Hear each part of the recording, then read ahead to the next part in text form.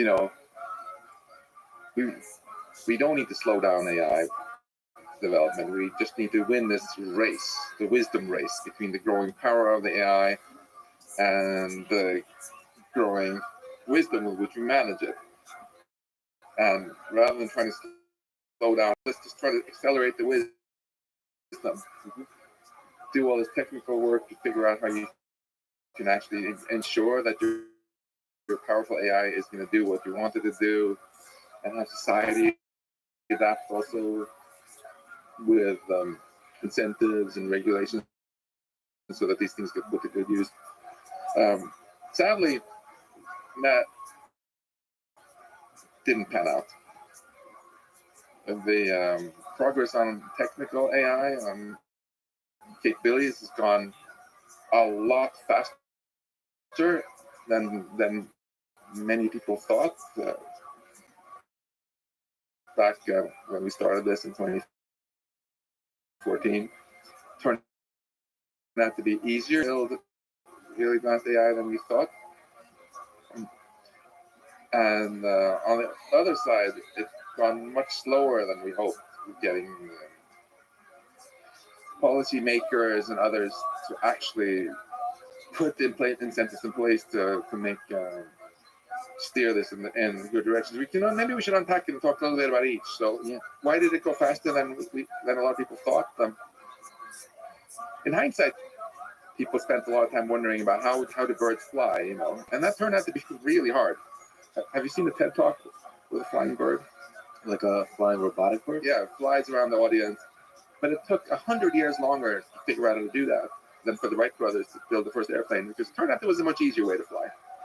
And evolution picked the more complicated one because it had its hands tied. It could only build a machine that could assemble itself, which the Wright brothers didn't care about. They can only build a machine that used only the most common atoms of the periodic table, iron atoms, and it had to be able to repair itself, and it also had to be incredibly fuel efficient. A lot of birds use less than half the fuel of a remote control plane flying the same distance. For humans, throw a little more money, put a little more fuel in it, roof, there you go, 100 years earlier. And that's exactly what's happening now with these large language models. The brain is incredibly complicated. Many people made the mistake of thinking we have to figure out how the brain does human level AI first before we could build in the machine. That was completely wrong. You can take an incredibly simple computational system called a transformer network and just train it to do something incredibly dumb. Just read a gigantic amount of text and try to predict the next word. And it turns out, if you just throw a ton of compute at that and a ton of data, it gets to be frighteningly good, like GPT-4, which I've been playing with so much since it came out, right? And there's still some debate about whether that can get you all the way to full human level or not. But we can come back to the details of that and how you might get the human level AI even if large language models don't. Can you briefly, if it's just a small tangent, comment on your feelings about GPT-4? But where is it? Can GPT-4 reason? What are like the intuitions? What are human interpretable words you can assign to the capabilities of GPT-4 that makes you so damn impressed with it? I'm both very excited about it and terrified. It's an interesting mixture of emotions. All the best things in life include those two things. Yeah, it can absolutely be. Anyone who hasn't played with it, I highly recommend doing that before dissing it. It can do quite remarkable reasoning. I've had it do a lot of things which I realized I couldn't do that myself that well, even. And obviously does it dramatically faster than we do too when you watch it type. And it's doing that while servicing a massive number of other humans at the same time. At the same time, it cannot reason as well as the human can on some tasks, just because it's obviously a limitation from its architecture. We have in our heads what in geek speak is called a recurrent neural network. There are loops. Information can go from this neuron to this neuron to this neuron, and then back to this one. You can like ruminate on something for a while. You can self-reflect a lot.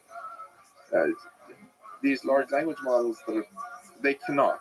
Like GPT-4, it's a so-called transformer, where it's just like a one-way street of information, basically. In geek speak, it's called a feed-forward neural network, and it's only so deep. So it can only do logic that's that many steps and that deep, and it's not. And you can create problems which will fail to solve, for that reason. But the fact that it can do so amazing things with this incredibly simple architecture already is quite stunning. And what we see in my lab at MIT, when we look inside large language models to try to figure out how they're doing it, that's the key core focus of our research. It's called mechanistic interpretability in geek speak. You have this machine that does something smart to try to reverse engineer. So how does it do it? Or you think of it also as artificial neuroscience. That's what neuroscientists do with actual brains. But here you have the advantage that you don't have to worry about measurement errors. You can see what every neuron is doing all the time. And a recurrent thing we see again and again. There's been a number of beautiful papers quite recently by a lot of researchers, some of them here even in this area, is where when they figure out how something is done, you say, oh man, that's such a dumb way of doing it. And you immediately see how it can be improved. Like, for example, there was a beautiful paper recently where they figured out how a large language model stores certain facts, like Eiffel Tower is in Paris. And they figured out exactly how it's stored. And the proof that they understood it was they could edit it. They changed some of the synapses in it. And then they asked it, where's the Eiffel Tower? And it said, it's in Rome. And then they asked you, how do you get there? Oh, how do you get there from Germany? Oh, you take this train to Roma Termini train station and this and that.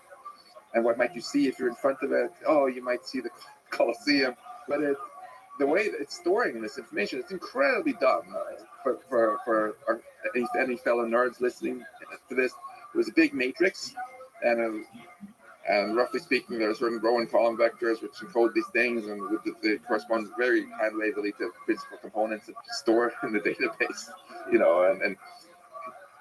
And everything so far we've figured out how these things do are ways where you can see they can easily be improved. And the fact that this particular architecture has some roadblocks built into it is in no way going to prevent crafty researchers from quickly finding workarounds and go all the way. So it's in short, it turned out to be a lot easier to build close to human intelligence than we thought, and that means our runway as a species to get our shit together has the effectiveness of large language models. So Sam Altman, I recently had a conversation with, and he really showed that the leap from GPT-3 to GPT-4 has to do with just a bunch of hacks, a bunch of little explorations of little smart researchers doing a few little fixes here and there. It's not some fundamental leap and transformation in the architecture. And more data and more compute. And more data and compute, but he said the big leaps has to do with not the data and the compute, but just learning this new discipline, just like you said. So researchers are going to look at these architectures, and there might be big leaps where you realize, wait, why are we doing this in this dumb way? Yeah. And all of a sudden, this model is 10x smarter. Yeah. And that can happen on any one day, on any one Tuesday or Wednesday afternoon. And then all of a sudden, you have a system that's 10x smarter. It seems like it's such a new discipline. It's such a new, like we understand so little about why this thing works so damn well. The steady improvement of compute, steady improvement of the data may not be the thing that even leads to the next leap. It could be a surprise little hack that improves everything. Or a lot of little leaps here and there because so much of this is out in the open also. So many smart people are looking at this and trying to figure out little leaps here and there. And it becomes this sort of collective race where a lot of people feel if I don't take leaps, someone else will. And it is actually very crucial for the other part of why do we want to slow this down. So again, what this open letter is calling for is pausing all training of systems that are more powerful than GPT-4 for 6 months. Give a chance for the labs to coordinate a bit on safety and for society to adapt, give the right incentives for the labs. Because you've interviewed a lot of these people who lead these labs, and just as well as I do, they're good people. They're idealistic people. They're doing this first and foremost because they believe that AI has a huge potential to help humanity. And but at the same time, they are trapped in this horrible race to the bottom. Have you read Meditations on Moloch by Scott Alexander? Yes. Yeah, it's a beautiful essay on this poem by Ginsberg where he interprets it as being about this monster. It's this game theory monster that pits people against each other in this race to the bottom where everybody ultimately loses. Yes. And the evil thing about this monster is, even though everybody sees it and understands, they still can't get out of the race. A good fraction of all the bad things that we humans do are caused by Moloch. And I like Scott Alexander's naming of the monster, so we humans can think of it as a thing. If you look at why do we have overfishing, why do we have more generally the tragedy of the commons, why is it that so Liv Boeree, I don't know if you had her on your podcast. Yeah, she's become a friend. Great. She made this awesome point recently that beauty filters that a lot of female influencers feel pressure to use are exactly Moloch in action again. First, nobody was using them, and people saw them just the way they were. And then some of them started using it and becoming ever more plastic fantastic. And then the other ones that weren't using it started to realize that if they want to just keep their market share, they have to start using it too. And then you're in the situation where they're all using it, and none of them has any more market. They gained anything. Everybody lost, and they have to keep becoming ever more plastic fantastic also, right? And but nobody can go back to the old way because it's just too costly, right? Moloch is everywhere, and Moloch is not a new arrival on the scene either. We humans have developed a lot of collaboration mechanisms to help us fight back against Moloch through various kinds of constructive collaboration. The Soviet Union and the United States did sign a number of arms control treaties against Moloch, who was trying to stoke them into unnecessarily risky nuclear arms races. This time, it's a little bit geopolitics, but it's mostly money, where there's just so much commercial pressure. If you take any of these leaders of the top tech companies, if they just say, this is too risky, I want to pause for 6 months, you're going to get a lot of pressure from shareholders and others. They're like, well, you don't want to get our lunch eaten, and shareholders even have the power to replace the executives in the worst case, right? So we did this open letter because we want to help these, right, by providing enough public pressure on the whole sector. Just pause. So without the public pressure, none of them can do it alone, push back against their shareholders, no matter how good-hearted. So the idea is for the major developers of AI systems like this, so we're talking about Microsoft, Google, Meta, and anyone else? OpenAI is very close with Microsoft, now, of right, course, yes. and there are plenty of very impressive Jector. There's many players. I don't want to make a long list to leave anyone out. And for that reason, it's so important that some coordination happens, that there's external pressure on all of them, saying you all need to pause.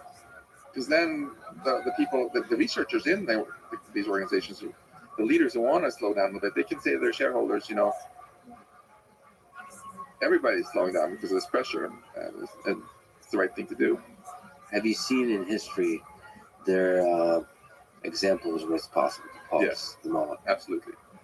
And even like human cloning, for example, you could make so much money on human cloning. Why aren't we doing it? Because biologists thought hard about this and felt like this is way too risky. They got together in the 70s in the Silmar and decided even to stop a lot more stuff, also just editing the human germline, right? Gene editing that goes in to our offspring, and decided let's not do this because it's too unpredictable what it's going to lead to. We could lose control over what happens to our species. So they paused. There's a ton of money to be made there. So it's just very doable, but you need a public awareness of what the risks are, and the broader community coming in and saying, "Hey, let's slow down." And another common pushback I get today is we can't stop in the West because China. And in China, undoubtedly, they also get told we can't slow down because the West, because both sides think they're the good guy. But look at human cloning. Did China forge ahead with human cloning? There's been exactly one human cloning that's actually been done that I know of. It was done by a Chinese guy. Do you know where he is now? In jail. And who put him there? The Chinese government. Not because Westerners said, China, look, this is the... No, the Chinese government put him there because they also felt they like control, the Chinese government. If anything, maybe they are even more concerned about having control than Western governments. Have no incentive of just losing control over where everything is going. And you can also see the Ernie bot that was released by, I believe, Baidu recently. They got a lot of pushback from the government and had to rein it in, in a big way. I think once this basic message comes out that this isn't an arms race, it's a suicide race, where everybody loses if anybody's AI goes out of control, it really changes the whole dynamic. It's not... I'll say this again because this is a very basic point I think a lot of people get wrong. Because a lot of people dismiss the whole idea that AI can really get very superhuman, because they think there's something really magical about intelligence such that it can only exist in human minds. Because they believe that, they think it's going to kind of get to just more or less GPT-4++, and then that's it. They don't see it as a suicide race. They think whoever gets that first, they're going to control the world, they're going to win. That's not how it's going to be.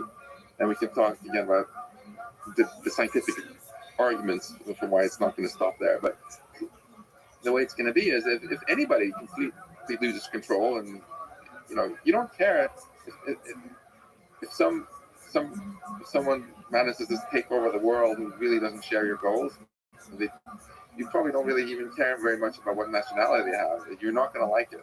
It'll be much worse than today.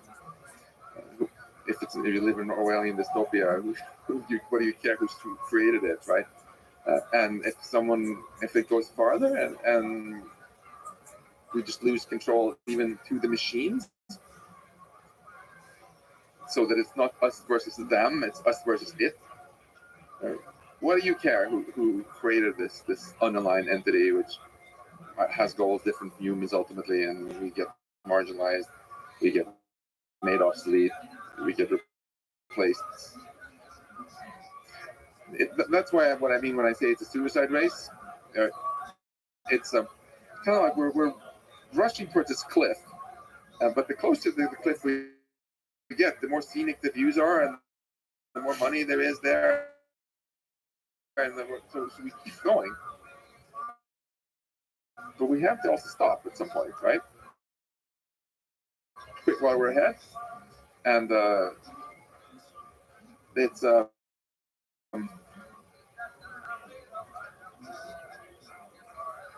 suicide race. It cannot be won. But the way to really benefit from it is to continue developing awesome AI a little bit slower, so we make it safe, make sure it does the things that humans want, and create a condition where everybody wins.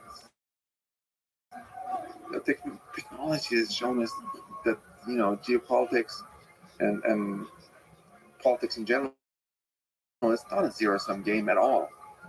So there's some rate of development that will lead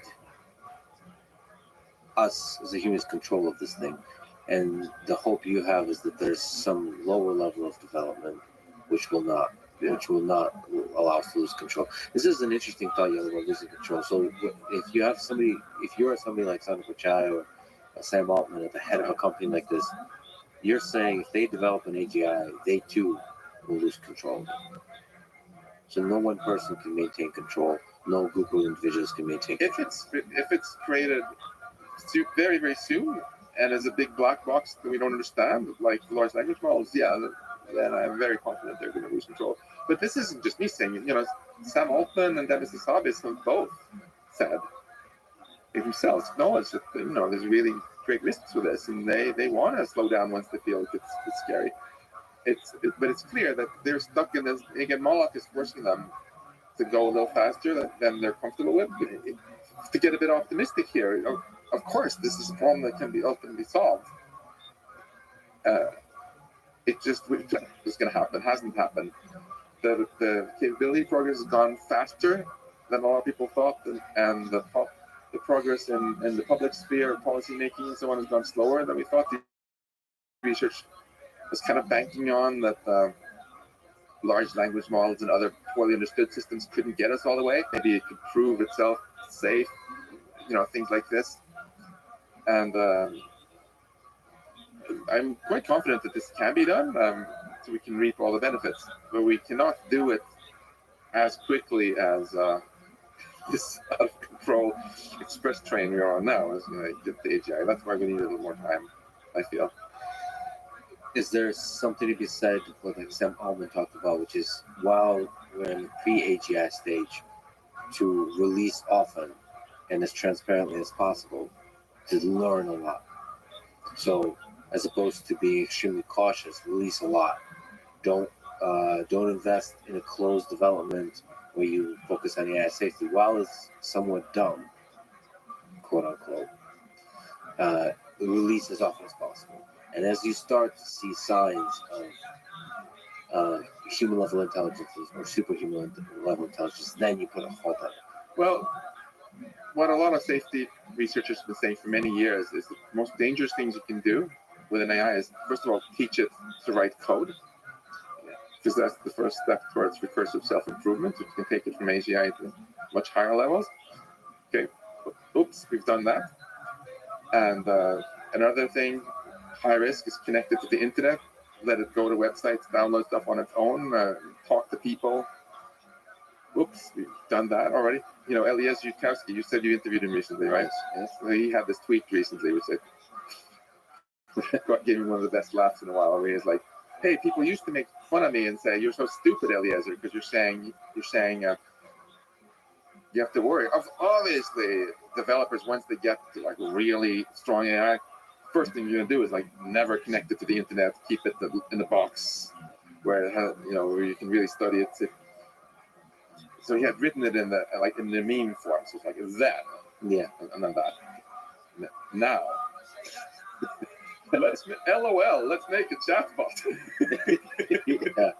Yeah. And the third thing, Stuart Russell. Yeah. Amazing AI researcher. He has argued for a while that we should never teach AI anything about humans. Above all, we should never let it learn about human psychology and how you manipulate humans. That's the most dangerous kind of knowledge you can give it. Yeah, you can teach it all it needs to know about how to cure cancer and stuff like that, but don't let it read Daniel Kahneman's book about cognitive biases and all that. And then, oops, LOL, and let's invent social media recommender algorithms which do exactly that. They get so good at knowing us, pressing our buttons, that we're starting to create a world now where we just have ever more hatred, because they figured out that these algorithms, not out of evil, but just to make money on advertising, that the best way to get more engagement, the euphemism, get people glued to their little rectangles, right, is just to make them pissed off.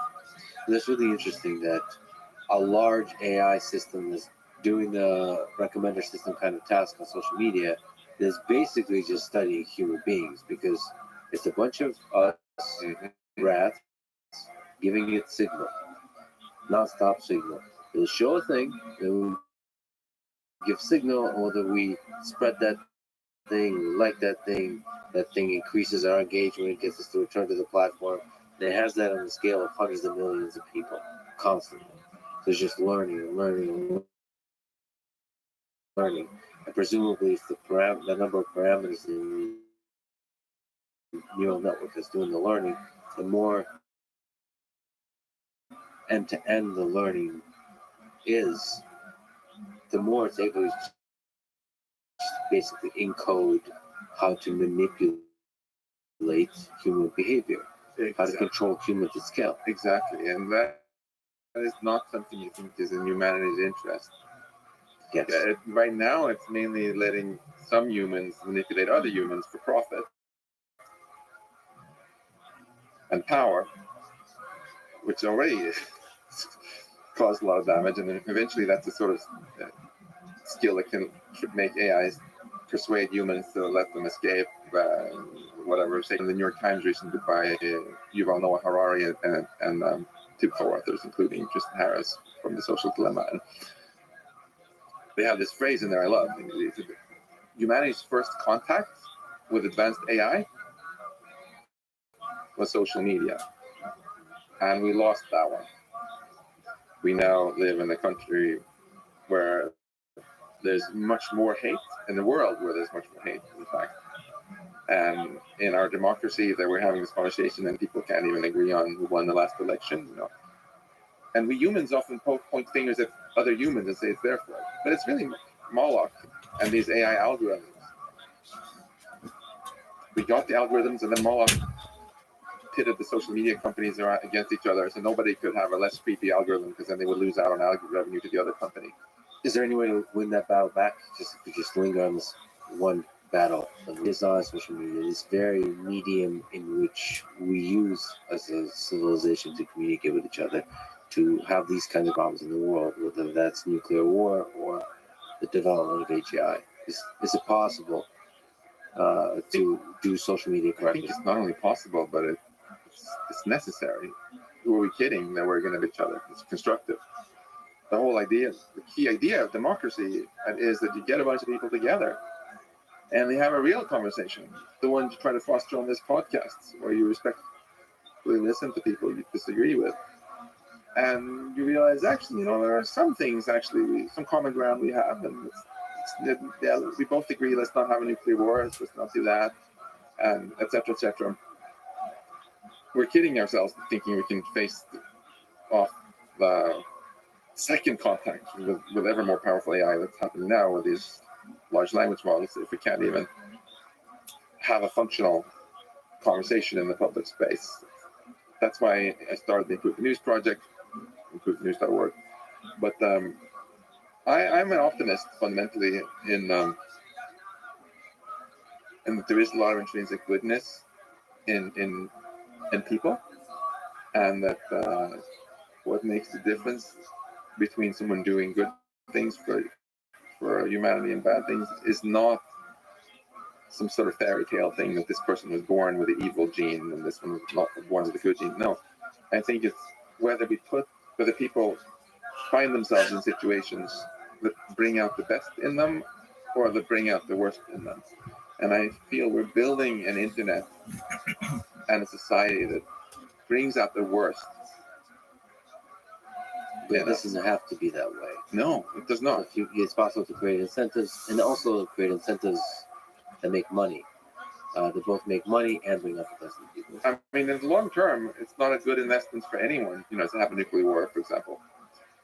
And, is it a good investment for humanity if we just ultimately replace all humans by machines and then we're so obsolete that eventually there are no humans left?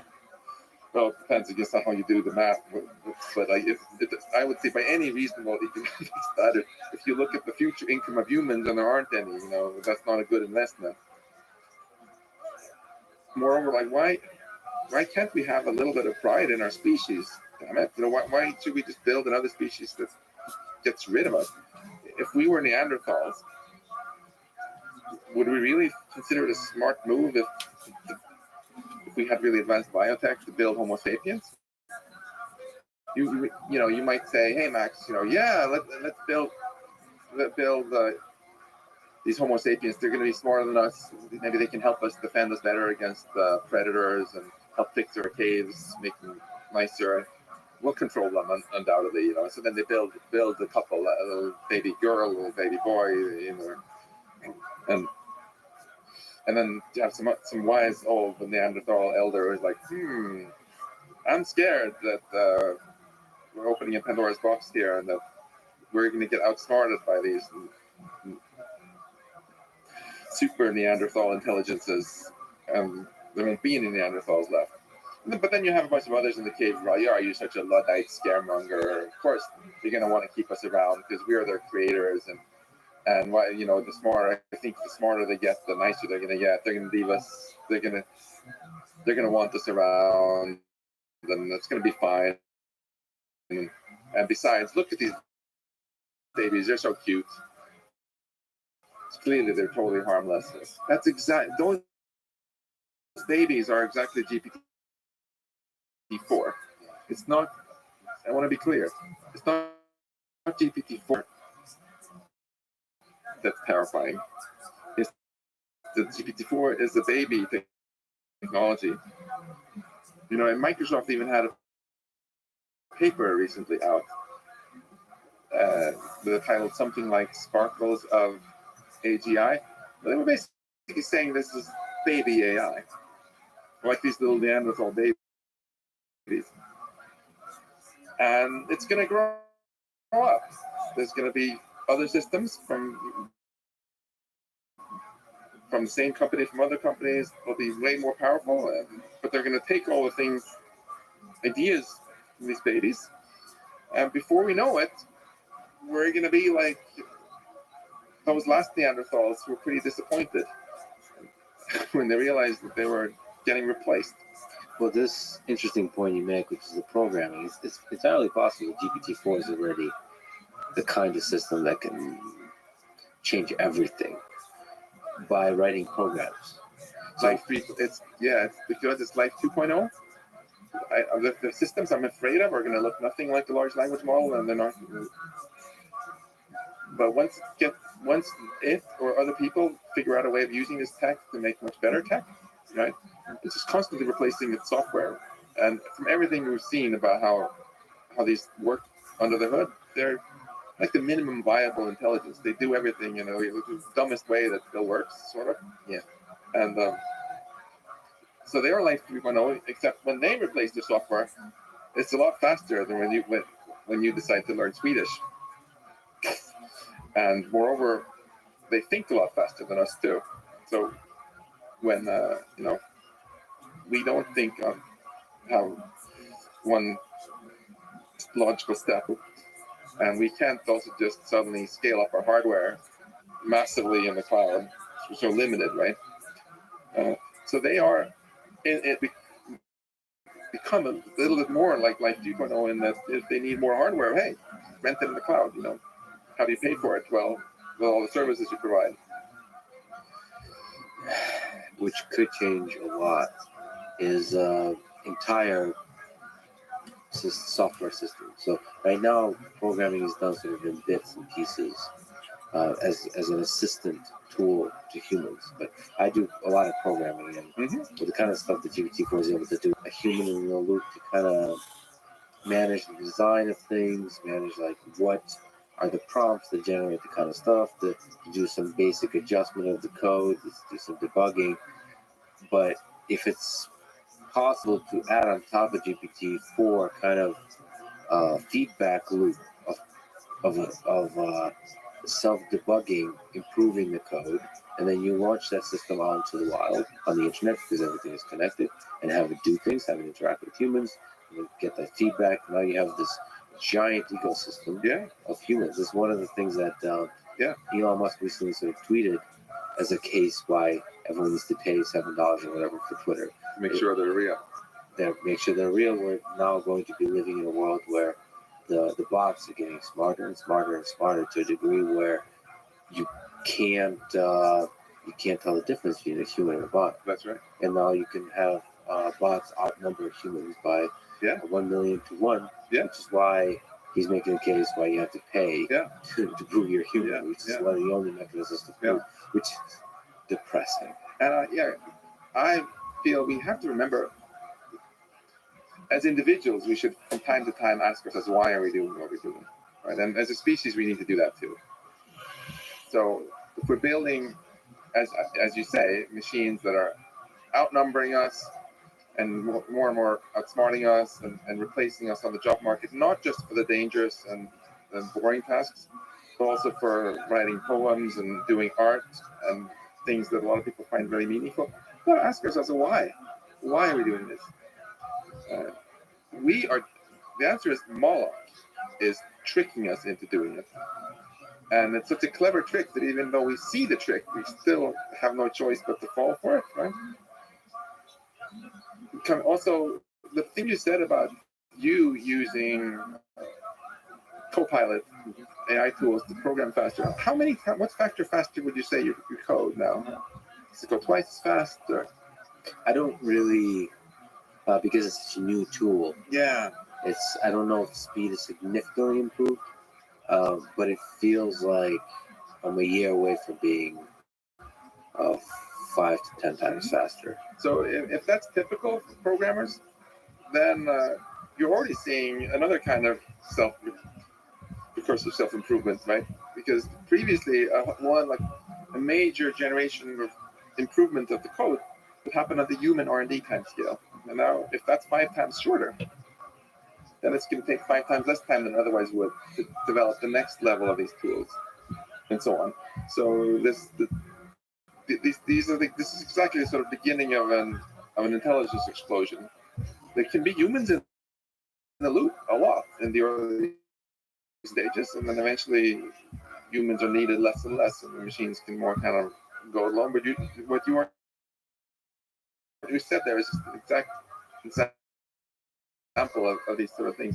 Another thing which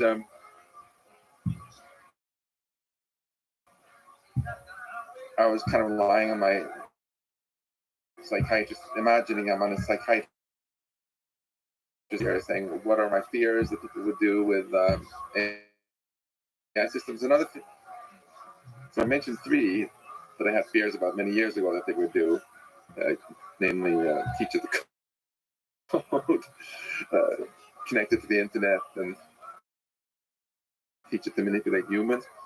A 4th one is building an API where code can control this super powerful thing, right? That is very unfortunate, because one thing that systems like GPT-4 have going for them is that they are an oracle, in the sense that they just answer questions. There is no robot connected to GPT-4. GPT-4 can't go and do stock trading based on its thinking.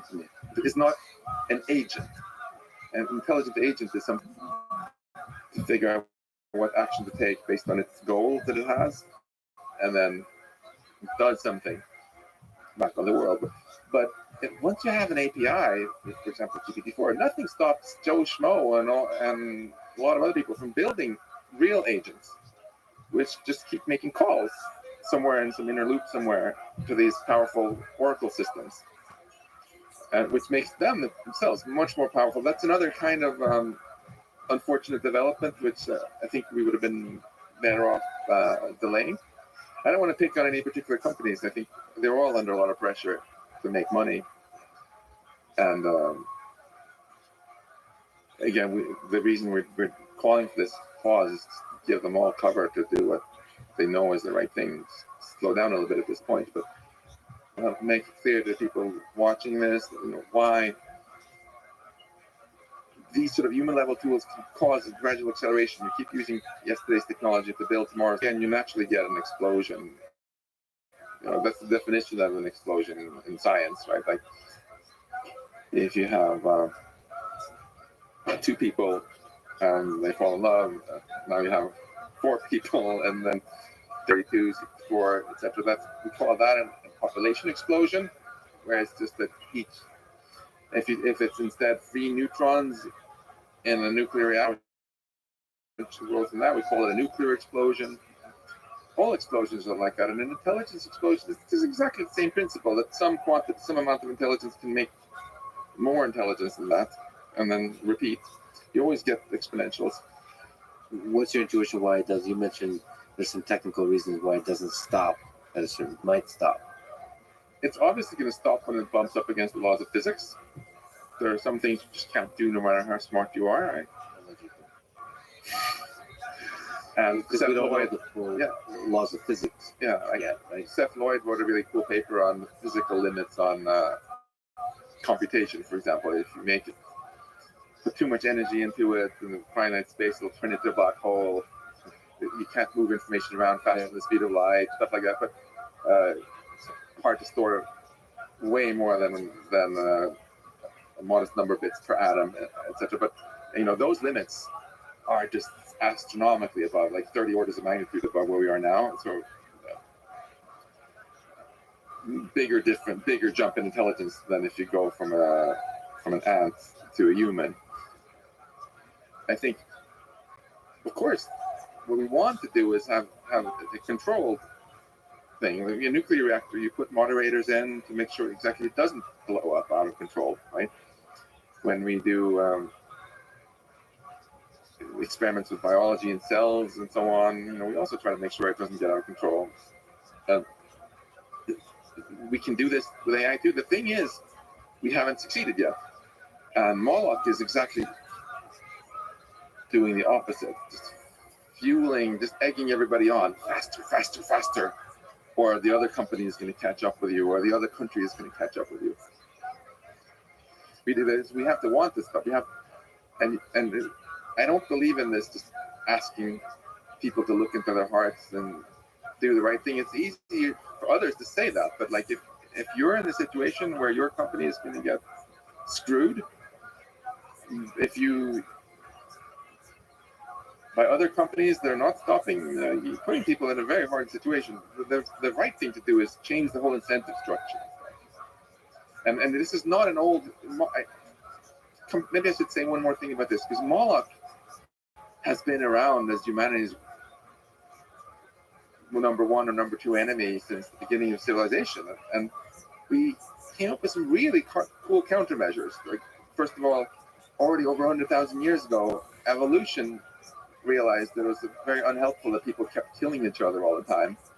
So it genetically gave us compassion and made it so that like if you get two drunk dudes getting into a pointless bar fight, they might give each other black eyes, but they have a lot of inhibition towards just killing each other. And similarly, if you find a baby lying on the street when you go out for your morning jog tomorrow, you're going to stop and pick it up, right? Even though maybe it'll make you late for your next podcast. So evolution gave us these genes that make our own egoistic incentives more aligned with what's good for the greater group we're part of, right? And then as we got a bit more sophisticated and developed language, we invented gossip, which is also a fantastic anti-Moloch, right? Because now it really discourages liars, moochers, cheaters, because their own incentive now is not to do this, because word quickly gets around, and then suddenly people aren't going to invite them to their dinners anymore and trust them. And then when we got still more sophisticated and bigger societies, we invented the legal system, where even strangers who could rely on gossip and things like this would treat each other, would have an incentive. Now those guys in the bar fight, even if someone is so drunk that he actually wants to kill the other guy, he also has a little thought in the back of his head that, do I really want to spend the next 10 years eating like really crappy food in a small room? I'm just gonna chill out, So, and we similarly have tried to give these incentives to our corporations by having regulation and all sorts of oversight, so that their incentives are aligned with the greater good. We tried really hard, The big problem that we're failing now is not that we haven't tried before, but it's just that the tech is developing much faster than the regulators been able to keep up, right? So regulators, it's kind of comical. Like the European Union right now is doing this AI Act, right? Which, and in the beginning, they had a little opt-out exception that GPT-4 would be completely excluded from regulation. Brilliant idea. What's the logic behind that? Some lobbyists pushed successfully for this. So we were actually quite involved with the Future Life Institute. Mark Bracco, Risto Ook, Anthony Aguirre, and others. We're quite involved with educating various people involved in this process about these general purpose AI models coming, and pointing out that they would become the laughing stock if they didn't put it in. So the French started pushing for it. It got in to the draft, and it looked like all was good. And then there was a huge counter push from lobbyists. There were more lobbyists in Brussels from tech companies and from oil companies, for example. And it looked like it was going to maybe get taken out again. And now GPT-4 happened. And I think it's going to stay in. But this just shows, Moloch can be defeated.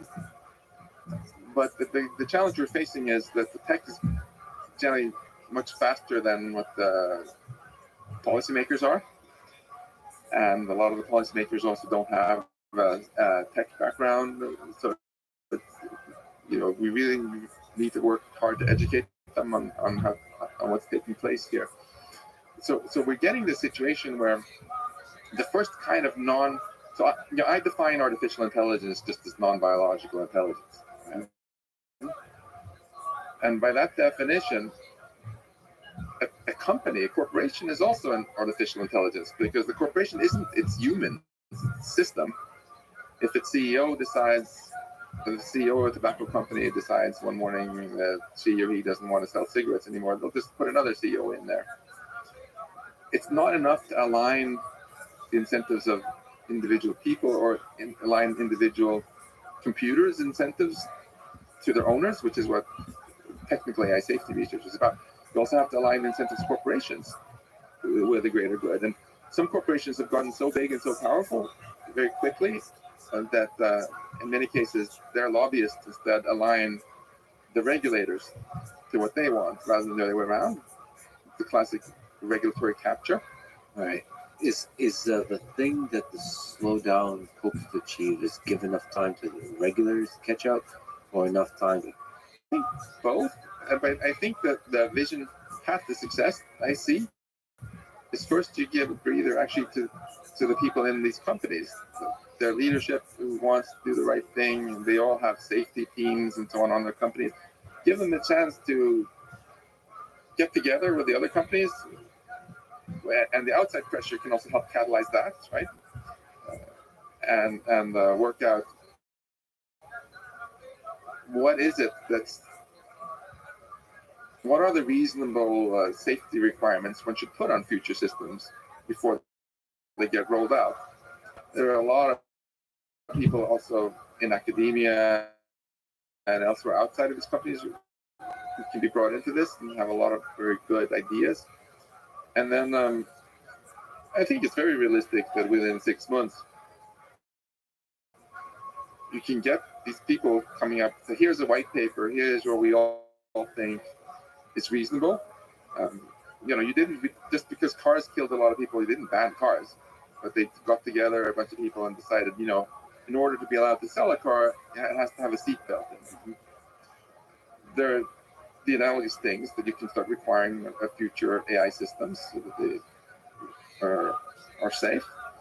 And once this heavy lifting, this intellectual work has been done by experts in the field, which can be done quickly, I think it's going to be quite easy to get policymakers to see, yeah, this is a good idea.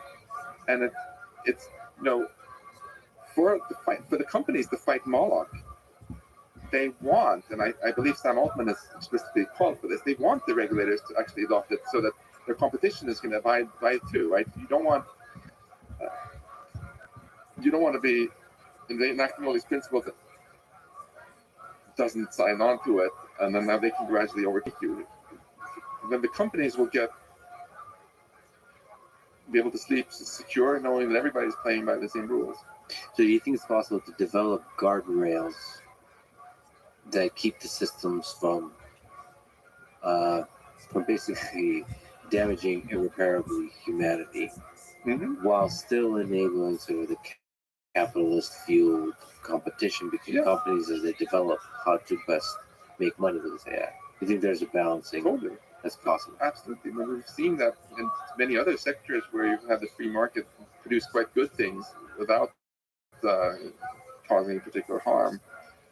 And when the guardrails are there and they work, you know, capitalism is a very good way of optimizing for just getting the same thing done more efficiently. It's just But it was good, you know. And like in hindsight, and I've never met anyone, even parties way over on the right in any country who thinks it was a terrible idea to ban child labor, for example. yeah, but it seems like this particular technology has gotten so good so fast, become powerful to a degree where you could see in the near term the ability to make a lot of money. Yeah. And to put guardrails, develop guardrails quickly in that kind of context seems to be tricky. It's not similar to cars or child labor. It seems like Mm-hmm. the opportunity to make a lot of money here very quickly is right here before So us. again, there's this cliff. Yeah. And it's supposed Gets to quite steep. the closer to the cliff you go, Yeah. the more money there is, the more gold ingots are on the ground you can pick up or whatever. So when you drive there very fast. But it's not in anyone's incentive to go over the cliff, and it's not like everybody's in their own car. All the cars are connected together with a chain. So if anyone goes over, they'll start dragging the others down too.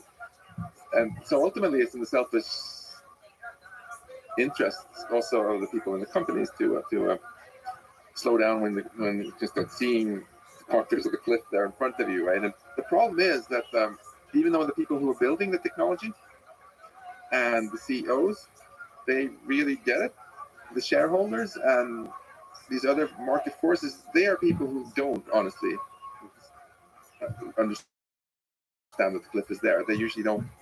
You have to get quite into the weeds to really appreciate how powerful this is and how fast. And a lot of people are even still stuck again in this idea that intelligence and this carbon chauvinism, as I like to call it, that you can only have our level of intelligence in humans. There's something magical about it. Whereas the people in tech companies who build this stuff, they all realize that intelligence is information processing of a certain kind. And it really doesn't matter at all whether the information is processed by carbon atoms in neurons in brains or by silicon atoms in some technology we build. So you brought up capitalism earlier, and there are a lot of people who love capitalism and a lot of people who really, really don't. And it struck me recently that what's happening with capitalism here is exactly analogous to the way in which superintelligence might wipe us out. So, I studied economics. No, I tell you. So I was very interested in how you could use market forces to just get stuff done more efficiently, but give the right incentives to markets so that it wouldn't do really bad things. So Dylan Hadfield-Manel, who's a professor and colleague of mine at MIT, wrote this really interesting paper with some collaborators where they proved mathematically that if you just pick one goal that you just optimize for on and on and on indefinitely, you think it's going to bring you in the right direction. What basically always happens is, in the beginning, it will make things better for you. But if you keep going, at some point, it's going to start making things worse for you again. And then gradually, it's going to make it really, really terrible. It's just as simple. The way I think of the proof is, suppose you want to go from here back to Austin, for example, and you're like, okay, yeah, let's go south, but put in exactly the right direction. Just optimize that south as possible. You get closer and closer to Austin, but there's always some little error. So you you're not going exactly towards Austin, but you get pretty close. But eventually you start going away again, and eventually you're going to be leaving the solar system. Yeah. And they proved it. It's a beautiful mathematical proof. This happens generally, and this is very important for AI because even though Stuart Russell has written a book and given a lot of talks on why it's a bad idea to have AI just blindly optimize something, that's what pretty much all our systems do. We have something called the loss function that we're just minimizing, or a reward function we're just maximizing. And capitalism is exactly like that too. We wanted to get stuff done more efficiently. People wanted, so introduced the free market. Things got done much more efficiently than they did in say communism, right? And it got better. But then it just kept optimizing and kept optimizing. So very much powered by IT, and eventually a lot of people are beginning to feel, wait, we're kind of optimizing a bit too much. Like, why did we just chop down half the rainforest? And why did suddenly these regulators get captured by lobbyists and so on? It's just the same optimization that's been running for too long. If you have an AI that actually has power over the world, and you just give it one goal and just like keep optimizing that, most likely everybody's going to be like, yay, it's great in the beginning, things are getting better. But it's almost impossible to give it exactly the right direction to optimize in, and then eventually all hay breaks loose, right? Nick Bostrom and others have given it examples that sound quite silly, like what if you just want to like tell it to cure cancer or something? That's all you tell it. Maybe it's going to decide to take over entire continents just so it can get more supercomputer facilities in there and figure out how to cure cancer backwards. And then you're like, wait, that's not what I wanted, right? And the issue with capitalism and the issue with runaway AI have kind of merged now, because the Moloch I talked about is exactly the capitalist Moloch, that we have built an economy that is optimizing for only one thing: profit, right? And that worked great back when things were very inefficient, and then now it's getting done better. And it worked great as long as the companies were small enough that they couldn't capture the regulators. But that's not true anymore. But they keep optimizing, and now they realize that these companies can make even more profit by building ever more powerful AI, even if it's reckless. But optimize more and more and more and more and more. So this is Moloch again showing up, and I just want to, anyone here who has any concerns about late stage capitalism having gone a little too far, you should worry about superintelligence, because it's the same villain in both cases. It's Moloch. And optimizing one objective function aggressively, blindly is going to take us there. Yeah. And we have to pause from time to time, look into our hearts, and ask, why are we doing this? Is this, am I still going towards Austin, or have I gone too far? Maybe we should change direction. And that is the idea behind the halt for 6 months. Why 6 months? Different ideas here, because this feels like a really important moment in human history, where a pause would actually have a significant positive effect. We said 6 months because we figured the number one pushback we were going to get in the West was like, but China. And everybody knows there's no way that China is going to catch up with the West on this in 6 months. So that argument goes off the table, and you can forget about geopolitical competition and just focus on the real issue. That's why we put this. That's really interesting. But you've already made the case that even for China, if you actually want to take on that argument, China too would not be bothered by a longer halt because they don't want to lose control even more than the West doesn't. That's what I think. That's a really interesting argument. Like I have to actually really think about that. Which the kind of thing people assume is if you develop an AGI, that OpenAI, if they're the ones that do it, for example, they're going to win. But you're saying no, everybody loses. Yeah. It's going to get better and better and better, and then kaboom, we all lose. That's what's going to happen. Win, lose, and win are defined in a metric of basically quality of life for human civilization and for Sam Altman. To be blunt, my personal guess, and people can quibble with this, is that we're just there won't be any humans. That's it. That's what I mean by lose.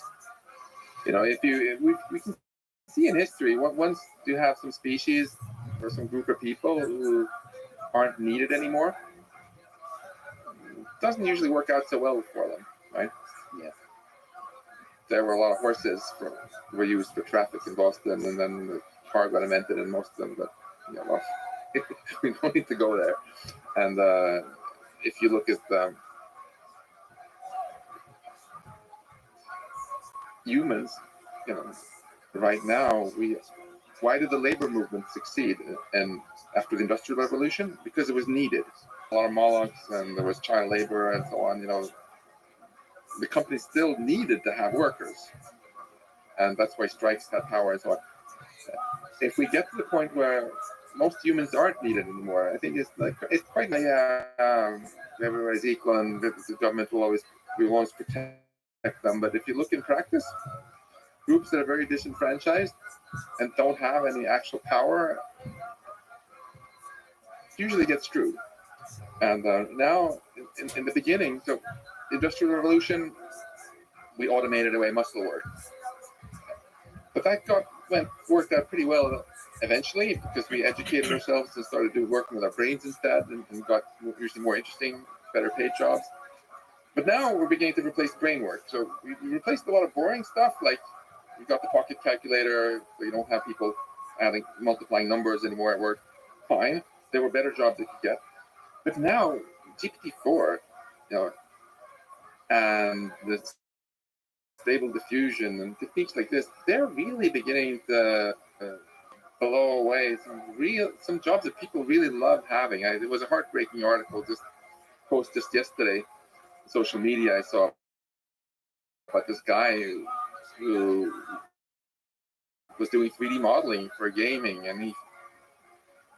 and now all of a sudden now they got this new software. He just says prompts, and he feels this whole job that he loves has lost its meaning, And I asked GPT-4 to rewrite "Twinkle Twinkle Little Star" in the style of Shakespeare.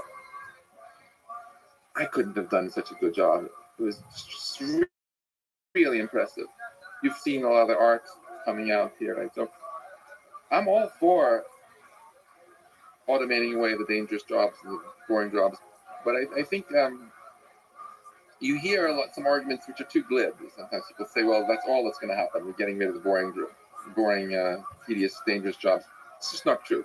There are a lot of really interesting jobs that are being taken away now. Journalism is going to get crushed. Coding is going to get crushed. Like, I predict the job market for programmers, salaries are going to start dropping. If you said you can code 5 times faster, then you need 5 times fewer programmers, and needing fewer programmers than today. And I love coding. I think it's super cool. So we need to stop and ask ourselves, why again are we doing this as humans? Right? I feel that AI should be built by humanity for humanity, and let's not forget that. It shouldn't be by Moloch for Moloch, or what it really is now is kind of by humanity for Moloch, which doesn't make any sense. It's for us that we're doing it, and it would make a lot more sense if we figure out gradually, safely how to make all this tech, and then we think about what are the kind of jobs that people really don't want to have, automate them all away, and then we ask, what are the jobs that people really find meaning in? Like maybe taking care of children in the daycare center, maybe doing art, etc., etc. And even if it were possible to automate that way, you don't need to do that, right? We built these machines. Well, it's possible that we redefine or rediscover what are the jobs that give us meaning. Yeah. So for me, the thing, it is really sad. Like half the time I'm excited, half the time I'm crying as I'm as I'm generating code because I kind of love programming. You have an idea, you design it, and then you bring it to life, and it does something. Especially if there's some intelligence that it does something. It doesn't even have to have intelligence. Printing Hello World on screen, you made a little machine, and it comes to life. Yeah. And there's a bunch of tricks you learn along the way because you've been doing it for many years.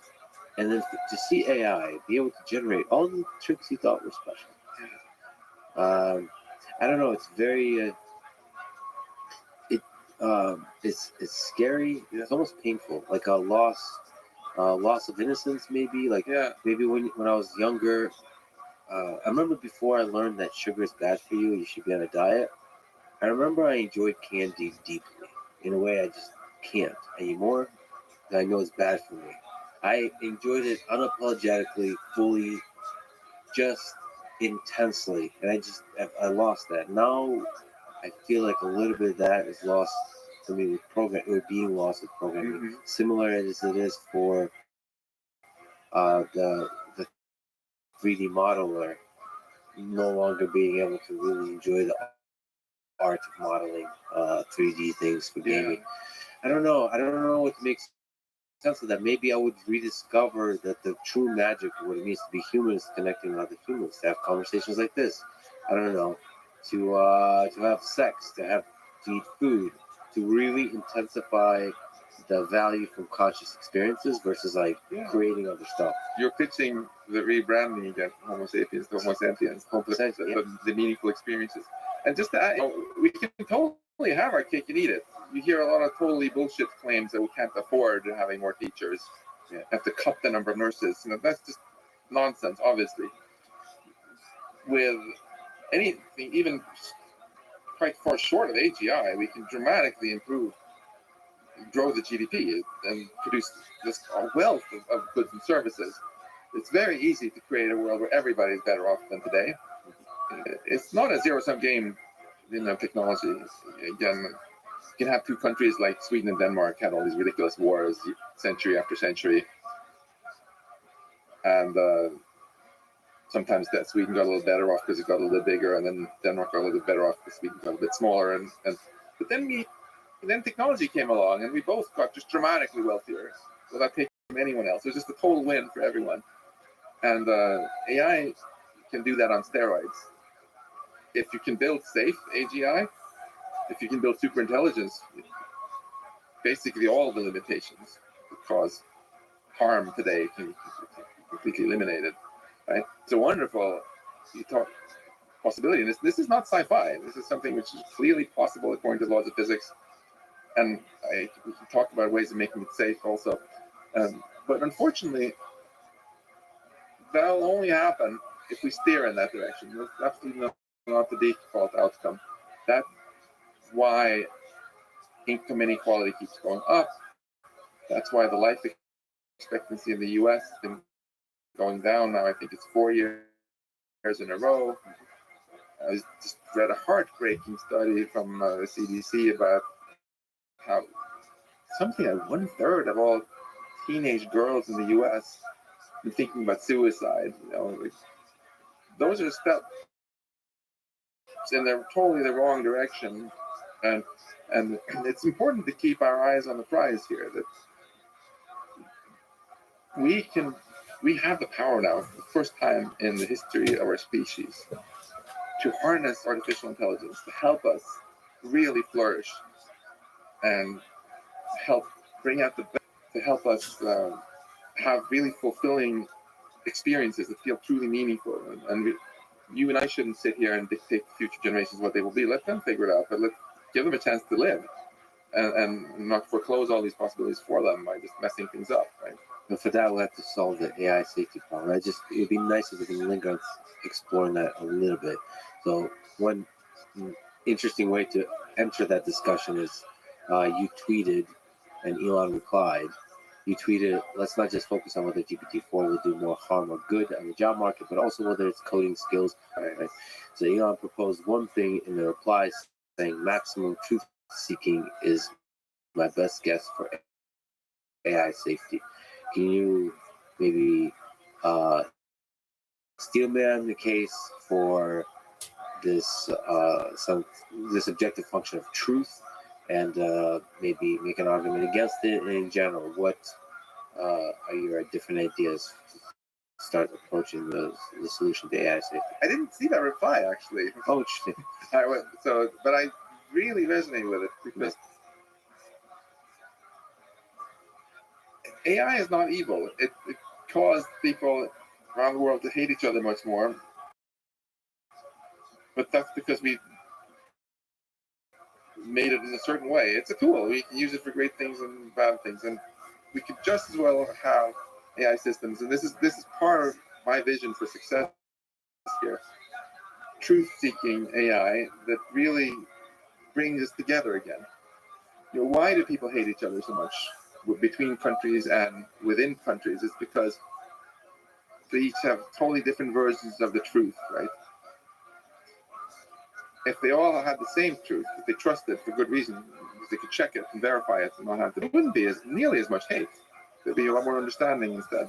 And this is, I think, something AI can help enormously with. For example, a little baby step in this direction is this website called Metaculous, where people bet and make predictions, not for money, but just for their own reputation. And it's kind of funny, actually. You treat the humans like you treat AIs. You have a loss function where they get penalized whereas if you're kind of humble and then you're like, I think it's 51% chance this is going to happen, and then the other happens, you don't get penalized much. And what you can see is that some people are much better at predicting than others. They've earned your trust, right? One project that I'm working on right now is an outgrowth to Improve the News Foundation together with the Metaculous folks is seeing if we can really scale this up a lot with more powerful AI. I would love it. I would love for there to be a really powerful truth-seeking system where that is trustworthy because it keeps being right about stuff, and people who come to it and maybe look at its latest trust ranking of different pundits and newspapers, etc. They want to know why someone got a low score. They can click on it and see all the predictions that they actually made and how they turned out. This is how we do it in science. You trust scientists like Einstein, who said something everybody thought was bullshit and turned out to be right. You get a lot of trust points, and he did it multiple times even. I think AI has the power to really heal a lot of the rifts we're seeing by creating trust systems.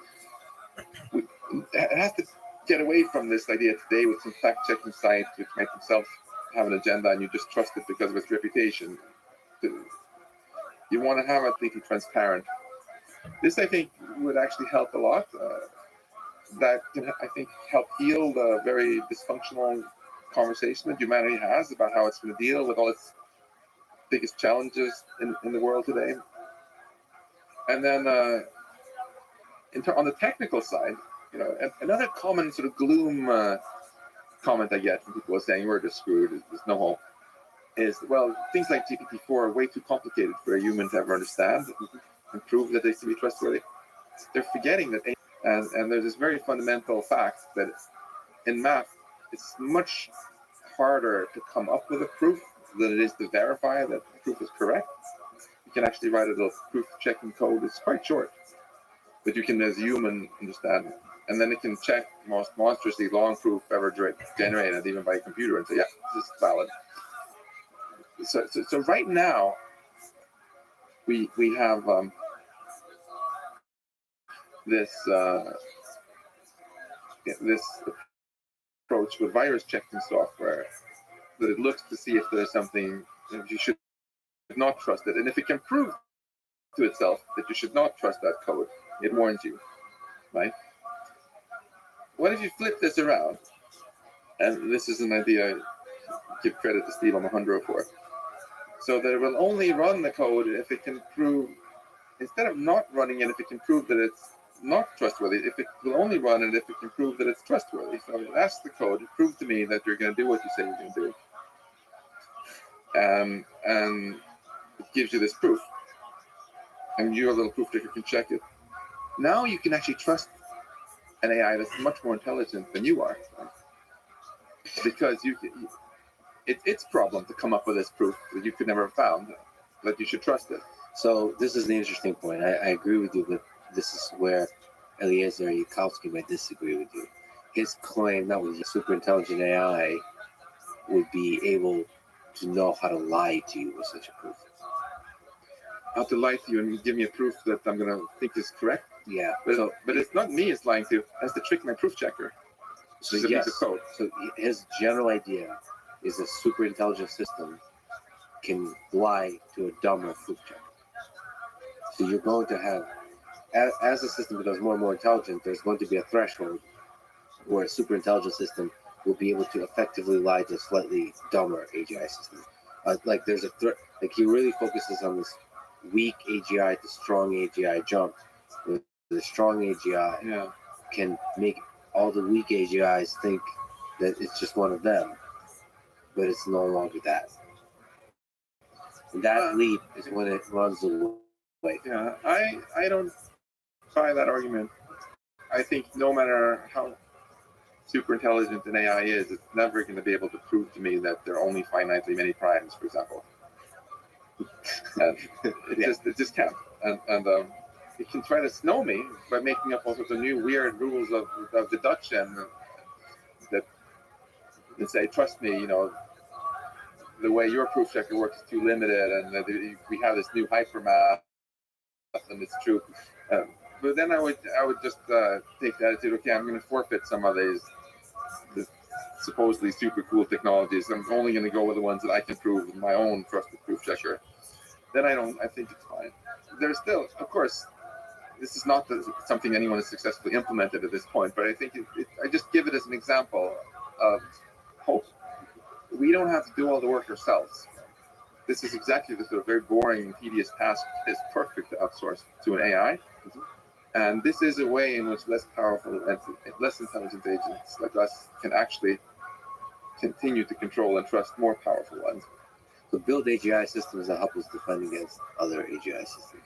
Well, for starters, begin with a simple problem of just making sure that the system that you own, or it's supposed to be loyal to you, has to prove to itself that it's always going to do the things that you actually want it to do, right? And if it can't prove it, maybe it's still going to do it, but you won't run it. So you just forfeit some aspects of all the cool things AI can do. I bet you dollars to donuts can still do some incredibly cool stuff for you. Yeah. There are other things too that we shouldn't sweep under the rug. Like, not every human agrees on exactly what direction we should go with humanity, right? Yes. And you've talked a lot about geopolitical things on your podcast to this effect, but I think that shouldn't distract us from the fact that there are actually a lot of things that everybody in the world virtually agrees on. That, hey, like having no humans on the planet in a near future, let's not do that, right? You look at something like the United Nations Sustainable Development Goals. Some of them are quite ambitious, and basically all the countries agree. U.S., China, Russia, Ukraine, they all agree. So instead of quibbling about the little things we don't agree on, let's start with the things we do agree on and get them done.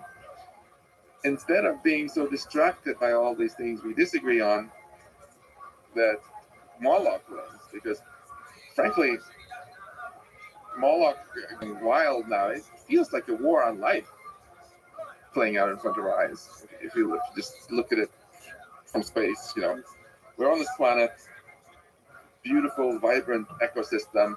Now we start chopping down big parts of it. That was a bad idea. But we start doing ocean acidification, wiping out all sorts of species. Oh, now we have all these close calls. We almost had a nuclear war, and we're replacing more and more of the biosphere with non-living things. We're also replacing in our social lives a lot of the things which were so valuable to humanity. A lot of social interactions now are replaced by people staring into their rectangles, right? But I suspect that part of the reason why teen suicide and suicide in general in the U.S. the record-breaking levels is actually caused by, again, AI technologies and social media, making people spend less time with actually just human interaction. We've all seen a bunch of good-looking people in restaurants staring into the rectangles instead of looking into each other's eyes, right? That, so that's also part of the war on life, that we're replacing so many really life-affirming things by technology. We're putting technology between us. The technology that was supposed to connect us is actually distancing ourselves from each other, and then we're giving ever more power to things which are not alive. These large corporations are not living things, right? They're just maximizing profit. They're I want to win the war of life. I think we humans, together with all our fellow living things on this planet, would be better off if we can remain in control over the non-living things and make sure that they work for us. I really think it can be done. Can you just linger on this maybe high-level philosophical disagreement with Eliezer Yudkowsky in the hopeless theory? So he is very, very close to one, depending on the day he puts it at one, that AI is going to kill humans. Mm-hmm. That he does not see a trajectory which it doesn't end up with that conclusion. What trajectory do you see that doesn't end up there? And maybe can you see the point he's making, and can you also see a way out? Mm-hmm. First of all, I tremendously respect Eliezer Yudkowsky and his thinking. Second, I do share his view that there's a pretty large chance that we're not going to make it as humans. There won't be any humans on the planet in the not too distant future, and that makes me very sad. We just had a little baby, and I keep asking myself,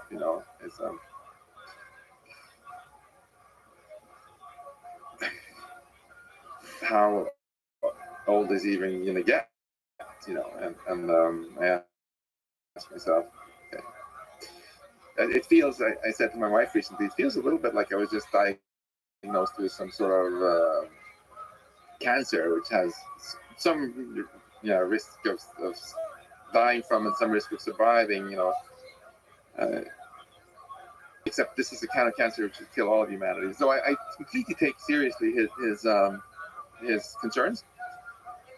I think, but I absolutely don't think it's hopeless. I think there is first of all a lot of momentum now. For the first time, actually, since the many years that have passed since I and many others started warning about this, I feel I was just talking to this guy in the gas station near our house the other day. And he's like, I think we're getting replaced. And I think so. That's positive. That we're finally seeing this reaction, which is the first step towards solving the problem.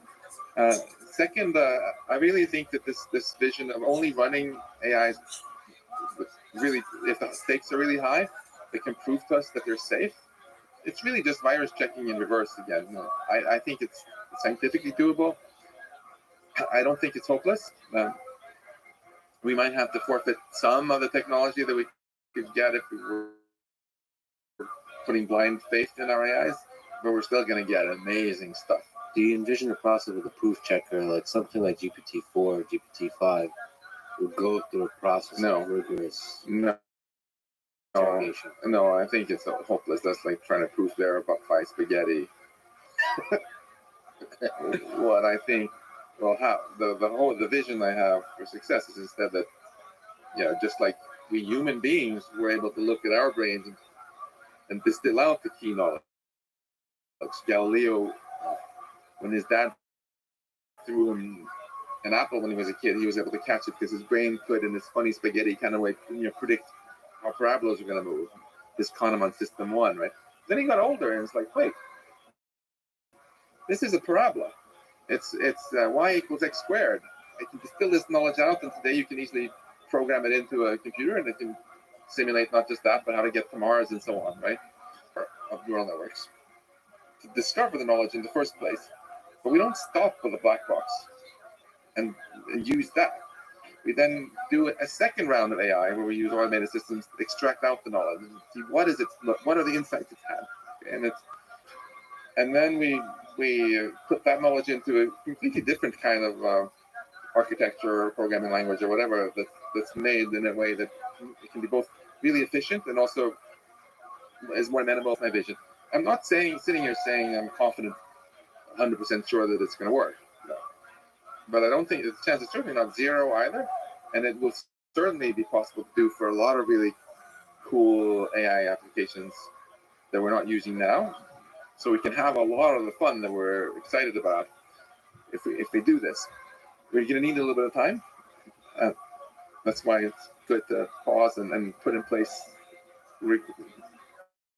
requirements. One more thing also, I think someone might think, well, 0% chance we're going to survive. Just give up, right? That's very dangerous because there's no more guaranteed way to fail than to convince yourself that it's impossible and not try. When you study history and military history, the first thing you learn is that's how you do psychological warfare. You persuade the other side that it's hopeless, so they don't even fight. And then of course you win, right? Let's not do this psychological warfare on ourselves and say there's 100% probability we're all screwed anyway. It's sadly, I do get that a little bit sometimes from some young people who are like so convinced that we're all screwed that they're like, I'm just gonna play computer games and do drugs and because we're screwed anyway, right? It's important to keep the hope alive because it actually has a causal impact and makes it more likely that we're going to succeed. It seems like the people that actually build solutions to the problem, seemingly impossible to solve problems, are the ones that believe. Yeah. Like there's some fundamental law to the universe where fake it till you make it kind of works. Like believe it's possible and it becomes possible. Yeah. Was it Henry Ford who said that if you tell yourself that it's impossible, it is. So let's not make that mistake. And this is a big mistake society is making. I think all in all, everybody's so gloomy, and the media are also very biased towards if it bleeds, and gloom and doom, right? So most visions of the future we have are a dystopian, which really demotivates people. We want to really, really, really focus on the upside also to give people the willingness to fight for it. And for AI, you and I mostly talked about gloom here again. Let's not forget that we have probably both lost someone we really cared about, some disease that we were told was incurable. Well, it's not. There's no law of physics saying you have to die of that cancer or whatever. Of course you can cure it. And there's so many other things that we, with our human intelligence, have also failed to solve on this planet, which AI could also very much help us with, right? So if we can get this right, be a little more chill and slow down a little bit to get it right. Mind-blowing how awesome our future can be. You talked a lot about stuff on Earth, can be great.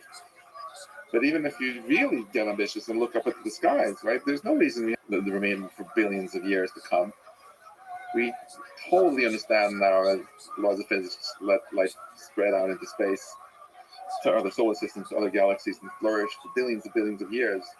And this, to me, is a very, very hopeful vision that really motivates me to fight. And coming back in the end, something you talked about again, the struggle, how the human struggle is one of the things that really gives meaning to our lives. If there's ever been an epic struggle, this is it. And isn't it even more epic if you're the underdog? If most people are telling you this is going to fail, it's impossible, right? And you persist. That's what we can do together as a species on this one. A lot of pundits are ready to count us out. Both in the battle to keep AI safe and becoming a multiplanetary species. Yeah, and they're the same challenge. If we can keep AI safe, that's how we're going to get multiplanetary very efficiently. I have some sort of technical questions about how to get it right. So one idea that I'm not even sure what the right answer is to is should systems like GPT-4 be open sourced in whole or in part? Can you see the case for either? I think the answer right now is no. I think the answer early on was yes. So we could bring in all the wonderful, great thought process of everybody on this.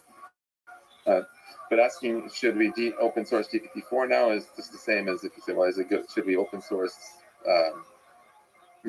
how to build really small nuclear weapons?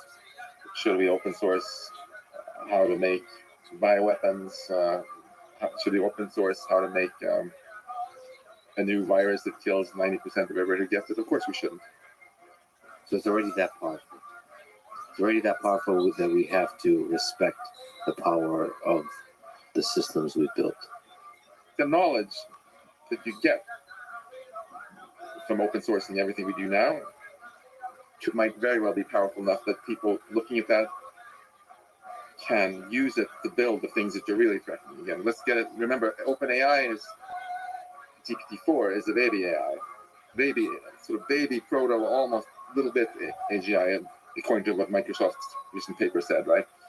It's not that we're scared of. What we're scared about is people taking that who might be a lot less responsible than the company that made it, right? And just going to town with it. That's why we want to. It's an information hazard. There are many things which are not open sourced right now in society for very good reason. Like how do you make certain kind of very powerful toxins out of stuff you can buy at Home Depot? You don't open source those things for a reason. And this is really no different. So, and I'm saying that I have to say it feels in a bit weird, in a way that weird to say it, because MIT is like the cradle of the open source movement, and I love open source in general. Power to the people, let's say. But there's always going to be some stuff that you don't open source, and it's just like you don't open source. So we have a 3-month-old baby, right?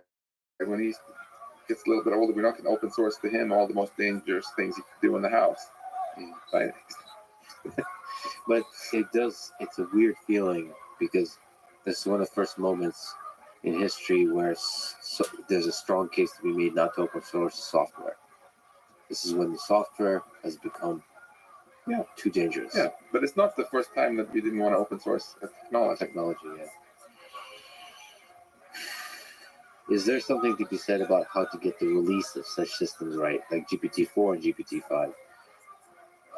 So OpenAI went through a pretty rigorous effort for several months. You could say it could be longer, but nevertheless, it's longer than you would have expected, of trying to test the system to see what are the ways it goes wrong, to make it very difficult for people. Somewhat difficult for people to ask things. How do I make a bomb for $1? Or how do I say I hate a certain group on Twitter in a way that doesn't get me blocked from Twitter, banned from Twitter? Those kinds of questions. So basically, use the system to do harm.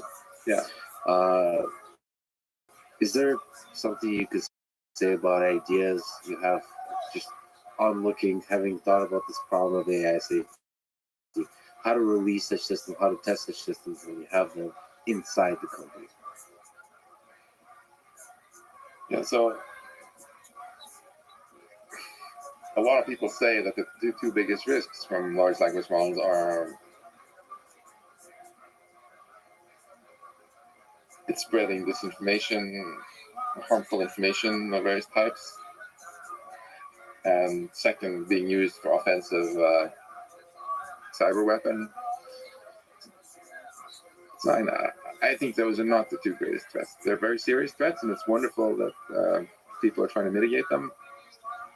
A much bigger elephant in the room is how this is going to disrupt our economy in a huge way, obviously, and maybe take away a lot of the most meaningful jobs. And an even bigger one is the one we spent so much time talking about here, that this becomes the bootloader for the more powerful AI. Write code, connect it to the internet, manipulate humans. Yeah, and before we know it, we have something else, which is not at all a large language model. And that's the elephant in the room. And obviously, no matter how hard any of these companies have tried, that's not something that's easy for them to verify with large language models. And the only way to really lower that risk a lot would be to not let, for example, never let it read any code, not train on that, and not put it into an API and access so much information about how to manipulate humans. So, but that doesn't mean you still can't make a ton of money on them. We're going to just watch now this coming year. Right? Microsoft is rolling out the new Office suite where you go into Microsoft Word and give it a prompt, and it writes the whole text for you, and then you edit it, and then you're like, oh, give me a PowerPoint version of this, and it makes it. And now I'll take the spreadsheet and blah blah, and all of those things I think are. You can debate the economic impact of it and whether society is prepared to deal with this disruption, but those are not the things that's not the elephant in the room that keeps me awake at night, wiping out humanity. And I think that's the biggest misunderstanding we have. A lot of people think that we're scared of automatic spreadsheets. That's not the case. That's not what Eliezer was freaked out about either. Is there, in terms of the actual mechanism of how AI might kill all humans, so something you've been outspoken about, you've talked about a lot, is it autonomous weapon systems? So the use of AI in war. Mm-hmm. Is that one of the things that still you carry a concern for as these systems become more and more powerful? I carry a concern for it, not that all humans are going to get killed by slaughter bots, but rather just as an express route into Orwellian dystopia, where it becomes much easier for very few to kill very many, and therefore it becomes very easy for very few to dominate very many. Right? AI, if you want to know how AI could kill all people, just ask yourself: we humans have driven a lot of species extinct. How did we do it? We were smarter than them. Usually, we didn't do it even systematically by going around one after the other and stepping on them or shoot for something else. In some cases, we did it by putting more carbon dioxide in the atmosphere because of some reason that those animals didn't even understand, and now they're gone, right? So if you're in AI and you just want to figure something out, then you decide, we just really need this space here to build more compute facilities. If that's the only goal it has, we are just the sort of accidental roadkill along the way. And you could totally imagine, maybe this oxygen is kind of annoying because it causes more corrosion, so let's get rid of the oxygen. And good luck surviving after that. I'm not particularly concerned that they would want to kill us because that would be like the goal in itself. When we've driven a number of the elephant species extinct, right? It wasn't because we didn't like elephants. What the basic problem is, you just don't want to cede control over your planet to some other more intelligent entity that doesn't share your goals. That's simple. So, which brings us it's another key challenge which AI safety research has been grappling with for a long time. Like, how do you make AI, first of all, understand our goals and then adopt our goals and then retain them as they get smarter, right? And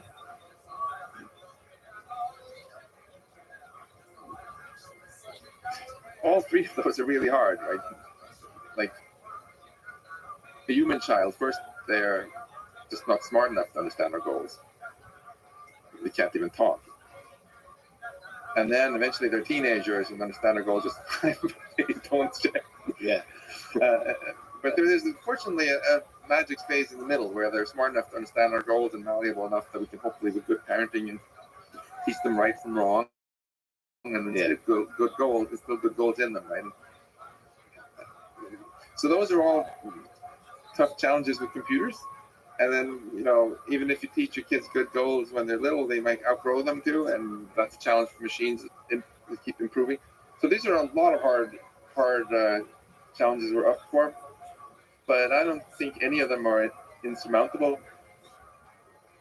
The fundamental reason why Eliezer looked so depressed when I last saw him was because he felt there just wasn't enough time. Oh, not that it was unsolvable. There's just not enough time. He was hoping humanity was going to take this threat more seriously, so we would have more time, and now we don't have more time. That's why the open letter is calling for more time. But even with time, the AI alignment problem seems to be really difficult. Oh, yeah. But it's humanity to ever solve, because if we solve that one, Lex, that aligned AI can help us solve all the other problems. Because it seems like it has to have constant humility about its goal, constantly question the goal. Because as you optimize towards a particular goal and you start to achieve it, that's when you have the unintended consequences, all the things you mentioned about. So how do you enforce and code a constant humility as your ability become better and better and better and better? Professor Stuart Russell of Berkeley is also one of the driving forces behind this letter. He has a whole research program about this. I think of it as AI humility, exactly, although he calls it inverse reinforcement learning and other nerdy terms. But it's about exactly that. Instead of telling the AI, here's this goal, go optimize the bejesus out of it, you tell it, okay, do what I want you to do, but I'm not going to tell you right now what it is I want you to do. You need to figure it out.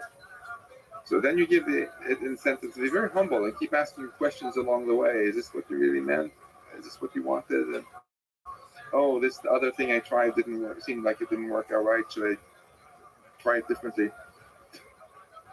What's nice about this is it's not just philosophical mumbo jumbo. It's theorems and technical work that with more time it can make a lot of progress. And there are a lot of brilliant people now working on AI safety. We just need to give them a bit more time. But also not that many relative to the scale of the problem. No, exactly. There should be at least just like every university worth its name has some cancer research going on in its biology department, right? Every university that does computer science should have a real effort in this area, and it's nowhere near that. This is something I hope is changing now, thanks to what's happening here, even though I think many people would wish it would have been rolled out more carefully, is that this might be the wake-up call that humanity needed to really stop fantasizing about this being 100 years off and stop fantasizing about this being completely controllable and predictable, because it's so obvious it's not predictable. Why is it that I think it was ChatGPT tried to persuade a journalist, or was it GPT-4, to divorce his wife? It was not because the engineers who built it was like, let's put this in here and screw a little bit with people. Hadn't predicted it at all. They built a giant black box and trained to predict the next word, and got all these emergent properties, and oops, it did this. I I think this is a very powerful wake-up call, and anyone watching this who's not scared, I would encourage them to just play a bit more with these tools. They're out there now, like GPT-4, and it's a wake-up call is first step. Once you've woken up, then got to slow down a little bit the risky stuff to give a chance to all everyone's woken up to catch up with us on the safety front. You know what's interesting is, MIT, that's computer science in general, but let's just even say computer science curriculum. How does the computer science curriculum change now? Oh, You mentioned programming. yeah. Like, why would you be? When I was coming up, programming as a prestigious position. Mm-hmm. Like, why would you be dedicating crazy amounts of time to become an excellent programmer? Like, the nature of programming is fundamentally changing. The nature of our entire education system is completely turned on its head.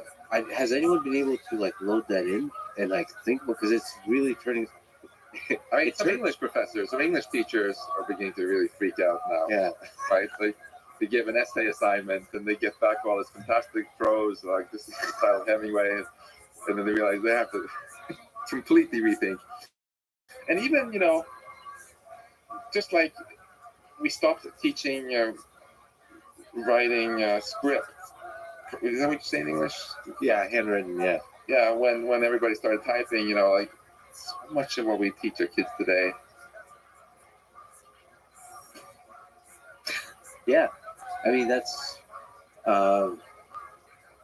everything is changing, and it's changing it's changing very quickly, and so much of us understanding how to deal with the big problems of the world is through the education system. And if the education system is being turned on its head, then what's next? It feels like having these kinds of conversations is essential to try to figure it out, and everything is happening so rapidly. I don't think there's even, speaking of safety, what broad AI safety defined, I don't think most universities have courses on AI safety. No. It's No, like a philosophy. Yeah, and like I'm an educator myself, so it pains me to see say this, but I feel our education right now is completely obsoleted by what's happening. You put a kid into first grade, and then you're envisioning and then they're gonna, and you've already pre-planned now what they're gonna learn when you're not even sure if there's gonna be any world left to come out to. Like, clearly, you need to have a much more opportunistic education system that keeps adapting itself very rapidly and useful when the curriculum was written. I mean, how many of those skills are going to get you a job in 12 years? I mean, seriously. If we just linger on the GPT-4 system a little bit, you kind of hinted at it, especially talking about the importance of consciousness in the human mind with Homo sentience. Do you think GPT-4 is conscious? I love this question. So let's define consciousness first, because in my experience, like 90% of all arguments about consciousness boil down to the two people arguing, having totally different definitions of what it is, and they're just shouting past each other. I define consciousness as subjective experience. Right now, I'm experiencing colors and sounds and emotions, but does a self-driving car experience anything? That's the question about whether it's conscious or not, right? Other people think you should define consciousness differently. Fine by me, but then maybe use a different word for it. I'm going to use consciousness for this, please. But if people hate it, yeah. So, is GPT-4 conscious? Does GPT-4 have subjective experience? Short answer, I don't know, because we still don't know what it is that gives this wonderful subjective experience that is kind of the meaning of our life, right? Meaning itself, feeling of meaning, is a subjective experience. Joy is a subjective experience. Love is a subjective experience. We don't know what it is. I've written some papers about the professor has stuck his neck out the farthest and written down actually very bold mathematical conjecture for what the essence of conscious information processing. He might be wrong, he might be right, but we should test it.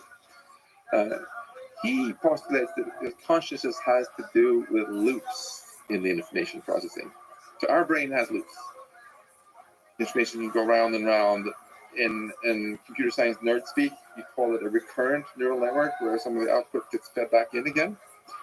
And with his mathematical formalism, if it's a feed-forward neural network where information only goes in one direction, like from your eye, retina into the back of your brain, for example, that's not conscious. So he would predict that the retina itself isn't conscious of anything, or a video camera. Now, the interesting thing about GPT-4 is it's also one-way flow of information. So if Tononi is right, GPT-4 is a very intelligent zombie. It can do all this smart stuff, but isn't experiencing anything. And this is both a relief in that you don't have, if it's true, in that you don't have to feel guilty about turning off GPT-4 and wiping its memory whenever a new user comes along. I wouldn't like if someone did that to me, neuralized me like in Men in Black. But it's also creepy that you can have very high intelligence, perhaps then it's not conscious. Because if we get replaced by machines, and why it's sad enough, humanity isn't here anymore because I kind of like humanity. But at least if the machines were conscious, they could be like, well, but they're our descendants, and maybe they have our values, and they're our children. But if Tononi is right, and it's all these are not in the sense of Hollywood, but in the sense of these one-way direction neural networks. So they're all the zombies. That's the ultimate zombie apocalypse now. We have this universe that goes on, great construction projects and stuff, but there's no one experiencing anything. That would be like the ultimate depressing future. So I actually think as we move forward to building more advanced AI, we should do more research on figuring out what kind of information processing actually has experience, because I think that's what it's all about. And I completely don't buy the dismissal that some people will say, well, this is all bullshit because consciousness equals intelligence. That's obviously not true. You can have a lot of conscious experience when you're not really accomplishing any goals at all. You're just reflecting on something. And you can sometimes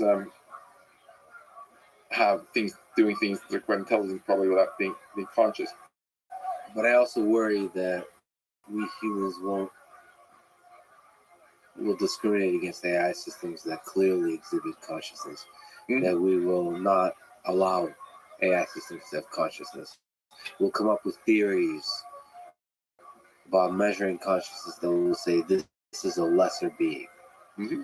And this is why I worry about that, because maybe we humans will create something that is better than us humans in the way that we find beautiful, which is they have a deeper subjective experience of reality.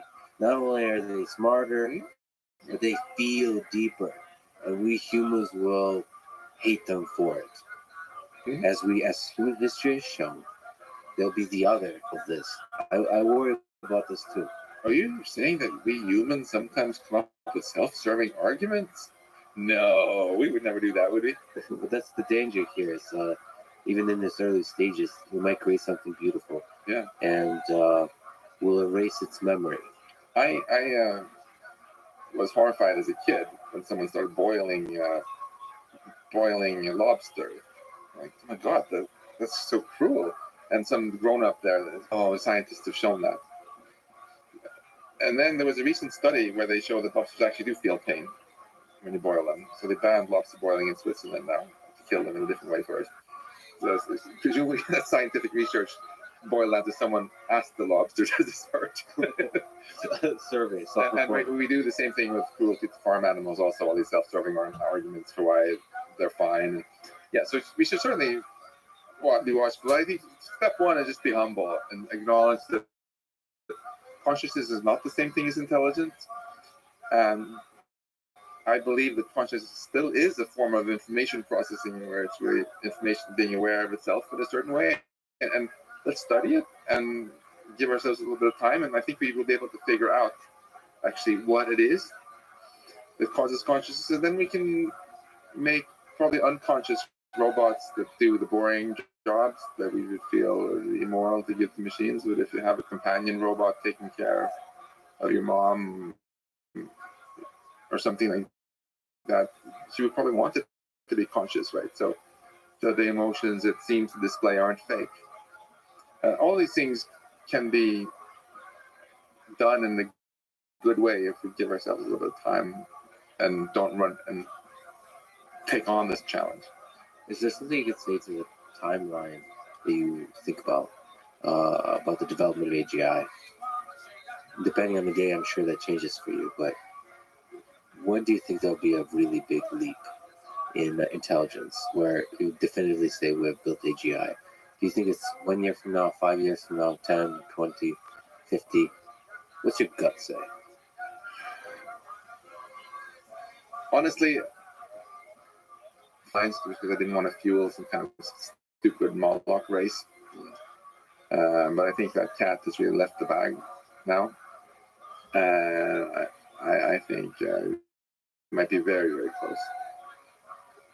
I don't think the Microsoft paper is totally off when they say that there are some glimmers of AGI. It's not AGI yet. It's not an agent. There's a lot of things it can't do. But I wouldn't bet very strongly against it happening very soon. That's why we decided to do this open letter. If there's ever been a time to pause, it's today. There's a feeling like this GPT-4 is a big transition into waking everybody up to the effectiveness of these systems. Yeah. So the next version will be big. Yeah, and if that next one isn't AGI, maybe the next one will. And there are many companies trying to do these things. The basic architecture of them is not some sort of super well kept secret. So this is a time to. A lot of people have said for many years that there will come a time when we want to pause a little bit. That time is now. You have spoken about and thought about nuclear war a lot over the past year. Seemingly have come closest to the precipice of nuclear war than at least in my lifetime. Mm-hmm. Yeah. What do you learn about human nature from that? It's our old friend Moloch again. America doesn't want there to be a nuclear war. Russia doesn't want there to be a global nuclear war either. We both know that it would just be another. If we just try to do it, if both sides try to launch first, it's just another suicide race, right? So why is it the way you said that this is the closest we've come since 1962? In fact, I think we've come closer now than even the Cuban Missile Crisis. It's because of Moloch. You have these other forces. On one hand, you have the West saying that we have to drive Russia out of Ukraine. It's a matter of pride. And we've staked so much on it that it would be seen as a huge loss of the credibility of the West if we don't drive Russia out entirely of the Ukraine. And on the other hand, you have Russia, who has, and you have Russian leadership, who knows that if they get completely driven out of Ukraine, it's not just going to be very humiliating for them, but they might. It often happens when countries lose wars that things don't go so well for their leadership either. Like, remember when Argentina invaded the Falkland Islands? The military junta that ordered that, right? People were cheering on the streets at first when they took it, and then when they got their butt kicked by the British, you know what happened to those guys? They were out, and I believe those who are still alive are in jail now, right? So the Russian leadership is entirely cornered, where they know that just getting driven out of Ukraine is not an option,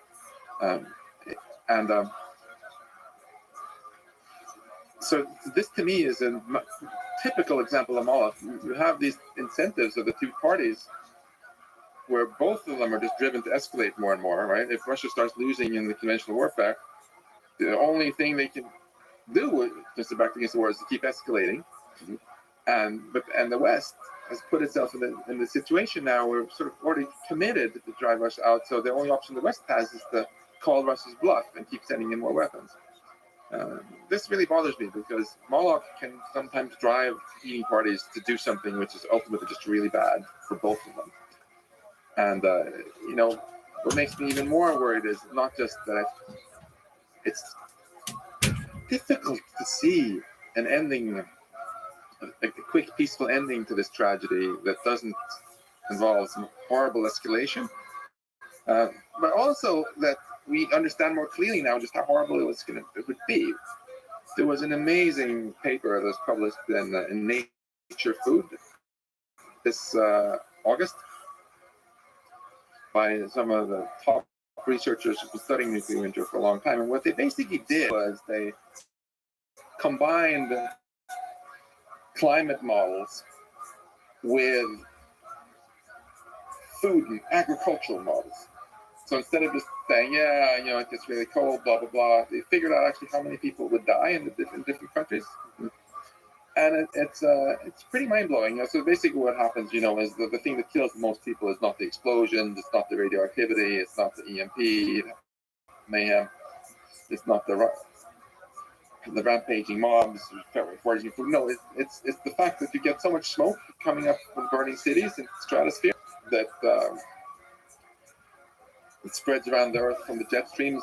So in typical models, you get like 10 years or so where it's just crazy cold. And the war, in their models, temperature drops in Nebraska and in the Ukraine breadbaskets, by like 20 Celsius or so, if I remember. No, 20, 30 Celsius, depending on where you are. 40 Celsius in some places, which is, 40 Fahrenheit to 80 Fahrenheit colder than what it would normally be. So, I'm not good at farming, but if it's snowing, if it drops below freezing pretty much almost most days in July, and that's not good. So they worked out, they put this into their farming model, and what they found was really interesting. The countries that get the most hard hit are the ones in the northern hemisphere. So in the U.S. and one model they had about 99% of all Americans starving to death. In Russia and China and Europe, also about 99%, 98% starving to death. So you might be like, it's kind of poetic justice that both the Russians and the Americans, 99% of them have to pay for it because it was their bombs that did it. But that doesn't particularly cheer people up in Sweden or other random countries that have nothing to do with it, right? And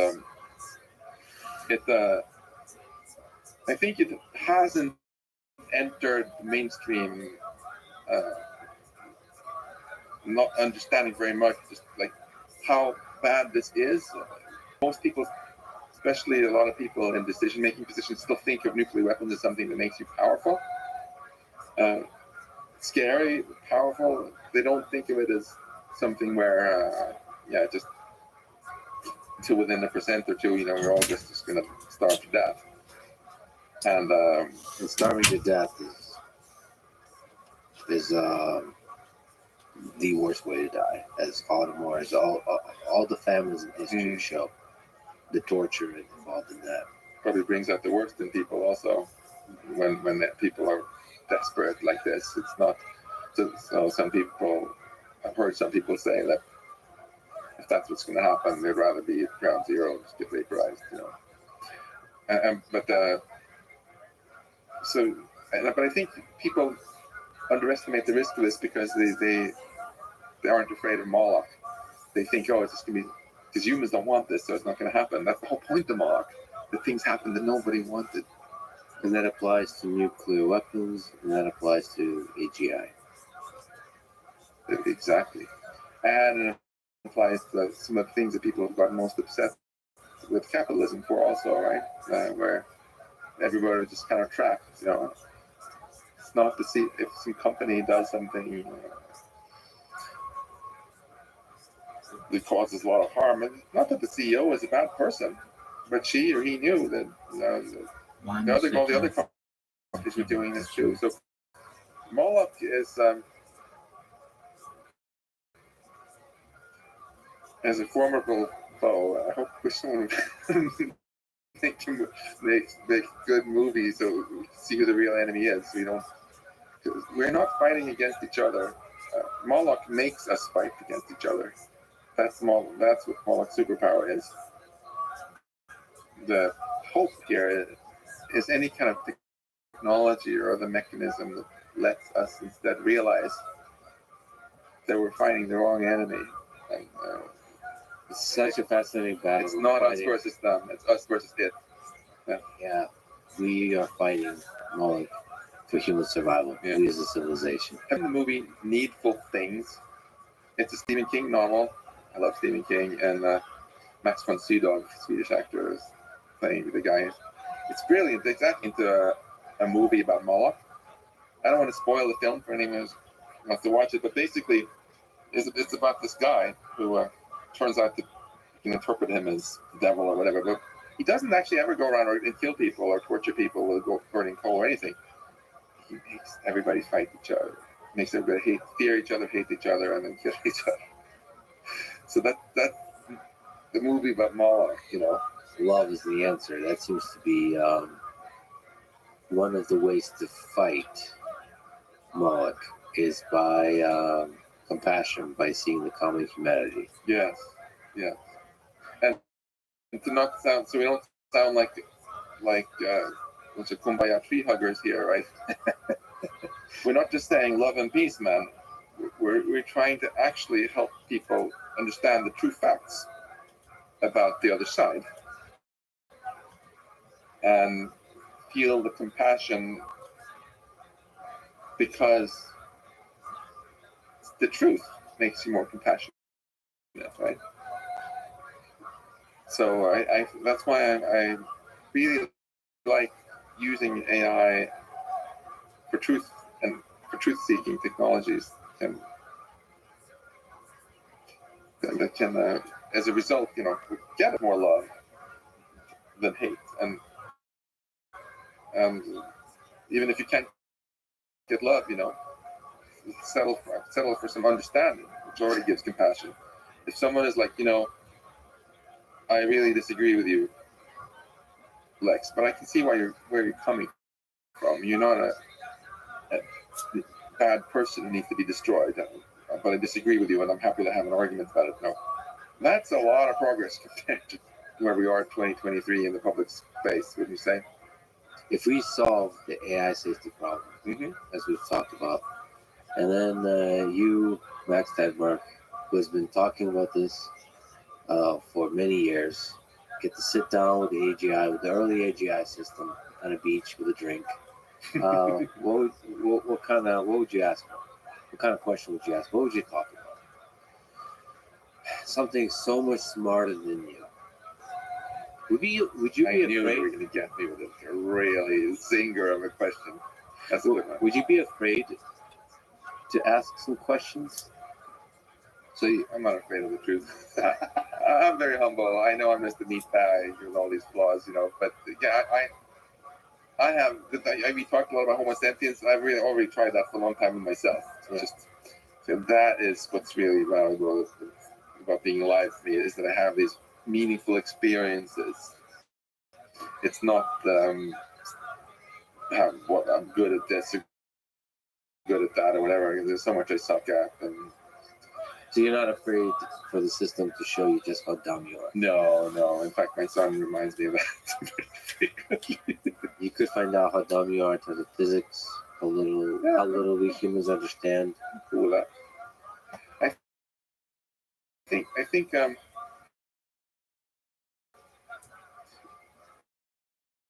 so. I can't waffle my way out of this question. It's a fair one. I think, given that I'm a really, really curious person, that's really a defining part of who I am. I'm so curious. I have some physics questions. I love to, I have some questions about consciousness, about the nature of reality, or just really, really love to understand also. I can tell you one, for example, that I've been obsessing about a lot recently. So I believe that, so suppose Tononi is right. Suppose there are some information processing systems that are conscious and some that are not. Suppose you can even make reasonably smart things like GPT-4 that are not conscious, but you can also make them conscious. Here's the question that keeps me awake at night. Is it the case that the unconscious zombie systems that are really intelligent are also really efficient? So they're really inefficient? So that when you try to make things more efficient, there's still naturally be a pressure to do, they become conscious. I'm kind of hoping that that's correct. And do you want me to give you a hand wave the arguments for it? You know, like in my lab again, every time we look at how these large language models do something, we see that they do them in really dumb ways, and you can make it better. We have loops in our computer language for a reason. The code would get way longer if you weren't allowed to use them. And it's more efficient to have loops. And in order to have self-reflection, whether it's conscious or not, right? Even an operating system knows things about itself, right? You need to have loops already. Right? So I think I'm waving my hands a lot, but I suspect that implementing a given level of intelligence has loops in it, though, self-reflection, and will be conscious. Isn't that great news? Yes, if it's true, it's wonderful, because then we don't have to fear the ultimate zombie apocalypse. And I think if you look at our brains, actually, our brains are part zombie. When I open my eyes, I immediately take all these pixels that hit on my retina, right? And I'm like, oh, that's Lex. But I have no freaking clue of how I did that computation. It's actually quite complicated, right? It was only relatively recently we could even do it well with machines, right? You get a bunch of information processing happening in my retina, area V1, V2, V4, and the fusiform face area here that Nancy Kim Vischer and MIT invented, and blah, blah, blah, blah. And I have no freaking clue how that worked, right? It feels to me subjectively like my conscious module just got a little email. It's like, facial processing task complete. It's Lex. Yeah. And I'm going to go with that, right? So this fits perfectly with Tononi's model, because this was all one-way information processing, mainly. And it turned out for that particular task, that's all you needed, and it probably was kind of the most efficient way to do it.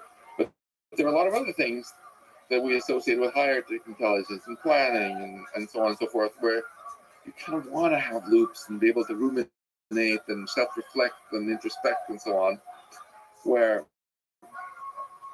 my hunch is that if you want to fake that with a zombie system that just all goes one way, you have to like unroll those loops, and it's really, really long, and it's much more inefficient.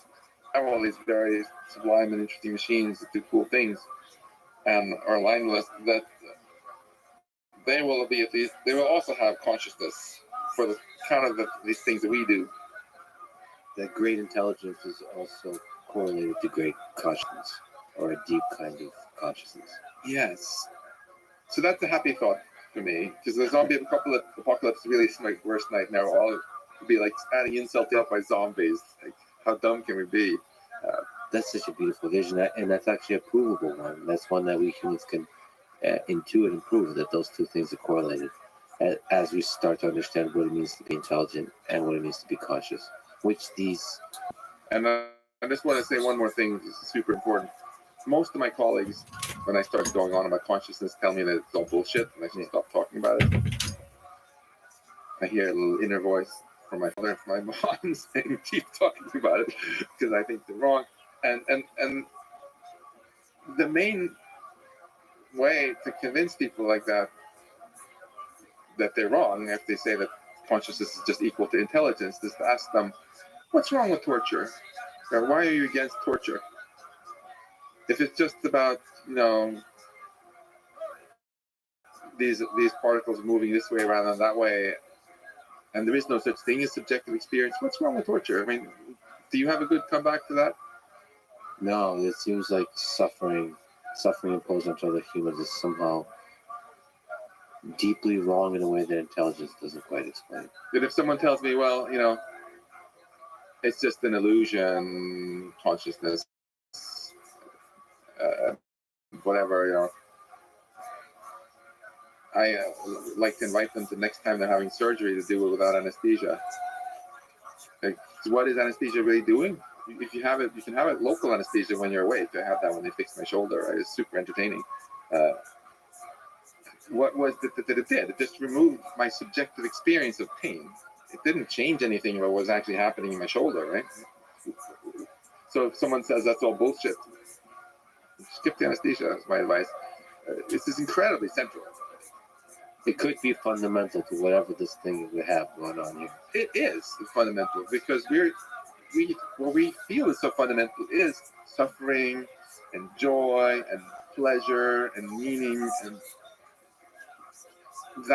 those are all subjective experiences there. And those are the elephant in the room. That's what makes life worth living, and that's what can make it horrible if it's just a bunch of suffering. So let's not make the mistake of saying that that's all bullshit. And let's not make the mistake of not instilling the AI systems with that same thing that makes us special. Yeah.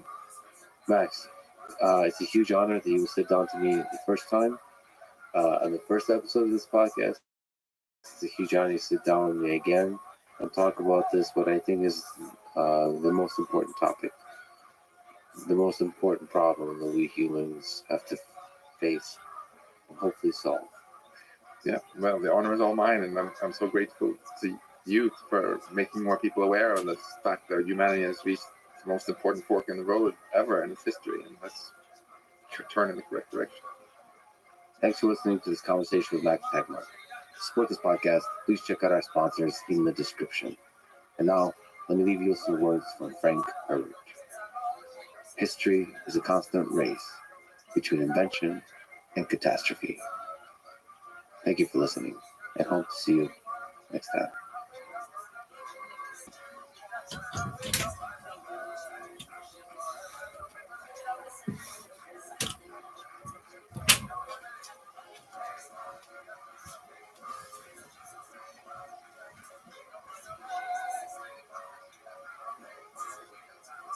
There is a famous story about Einstein that he used to, go think and go for a walk, and like he would whistle sometimes.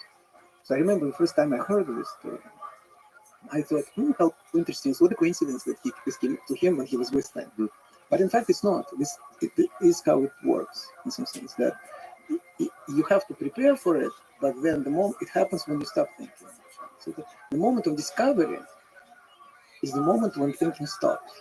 And you kind of almost become that truth that you're seeking. The following is a conversation with Edward Frenkel, one of the greatest living mathematicians, doing research on the interface of mathematics and quantum physics, with an emphasis on the Langlands program, which he describes as a grand unified theory of mathematics. He also is the author of Love and Math, the Heart of Hidden Reality. This is the Let's Friedman podcast. To support it, please check out our sponsors in the description. And now, dear friends, here's Edward Frenkel. You open your book, Love and Math, with the question, how does one become a mathematician? There are many ways that this can happen. Let me tell you how it happened to me. So, how did it happen to you? So first of all, I grew up in the Soviet Union, in a small town near Moscow called Kolomna. And I was a smart kid, in school. Not because I couldn't do it. I was, a straight A student, and I could do all the problems easily. But I thought it was incredibly boring. And since the only math I knew was what was presented at school, I thought that was it. And I was like, what kind of boring subject is this? So what I really liked was physics, and especially quantum physics. So I was buying, I would go to a bookstore and buy popular books about elementary particles and atoms and things like that, and read them, devour them. And so I thought my dream was to become a theoretical physicist and to delve into this finer structure of the universe. So then something happened when I was 15 years old. It turns out that a friend of my parents was a mathematician who was a professor at the local college. It was a small college preparing educators, teachers. It's a provincial town. Imagine it's like 117 kilometers from Moscow, which would be some like 7 miles. You do the math. I like how you remember the number exactly. Yeah, isn't it funny how we remember numbers? So his name was Evgeny Evgenyevich Petrov. And if this doesn't remind you of the great works of Russian literature, then you haven't read them. Like War and Peace, like with the patronymic name. Yeah. But this was all real. This was all happening. So my mom one day by chance met Evgeny Evgenyevich and told him about me, that I was the bright kid and interested in physics. And he said, "Oh, I want to meet him. I'm going to convert him into math." And my mom said, "Nah, math. He doesn't like mathematics." So I'm about 15, and a bit arrogant, I would say. Like average teenager. So he says to me, "So I hear that you are interested in physics and elementary particles." I said, "Yeah, sure." And so, for example, do you know about quarks? And I said, "Yes, of course I know about quarks. Quarks are the, you know, constituents of particles like protons and neutrons. And it was one of the greatest discoveries in theoretical physics in the 60s that those particles were not elementary, but in fact had the smaller parts." And he said, "Oh, so then you probably know representation theory of the group SU3. Like, SU what? So, in fact, I wanted to know what were the underpinnings of those theories. I knew the story, I knew the narrative, I knew kind of this basic story of what these particles look like. But how did physicists come up with these ideas? How were they able to theorize them?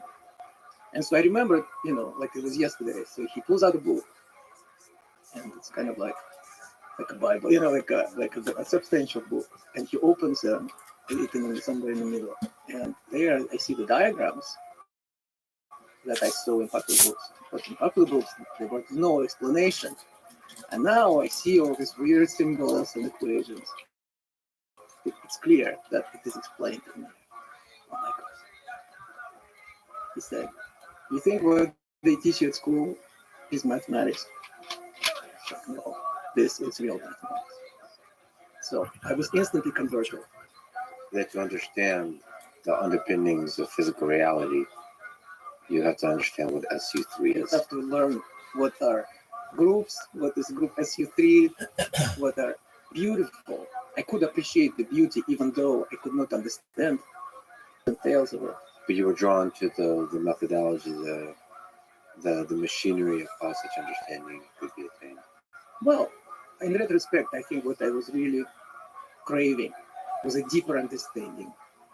And up to that point, the deepest that I could see were those diagrams. But that story that, a proton consists of 3 quarks and a neutron consists of 3 quarks, and they're called up and down and so on. But I didn't know that there was actually beneath the surface, there was this mathematical theory. If you could just linger on it, what drew you to quantum mechanics? Is there some romantic notion of understanding the universe? What is interesting to you? Is it the puzzle of it, or is it like the philosophical thing? Now I am looking back. Yeah. So whatever I say about Edward at 15, yeah, is colored by my, all my experiences that happen in the meantime, I should my say for current the, views and so on.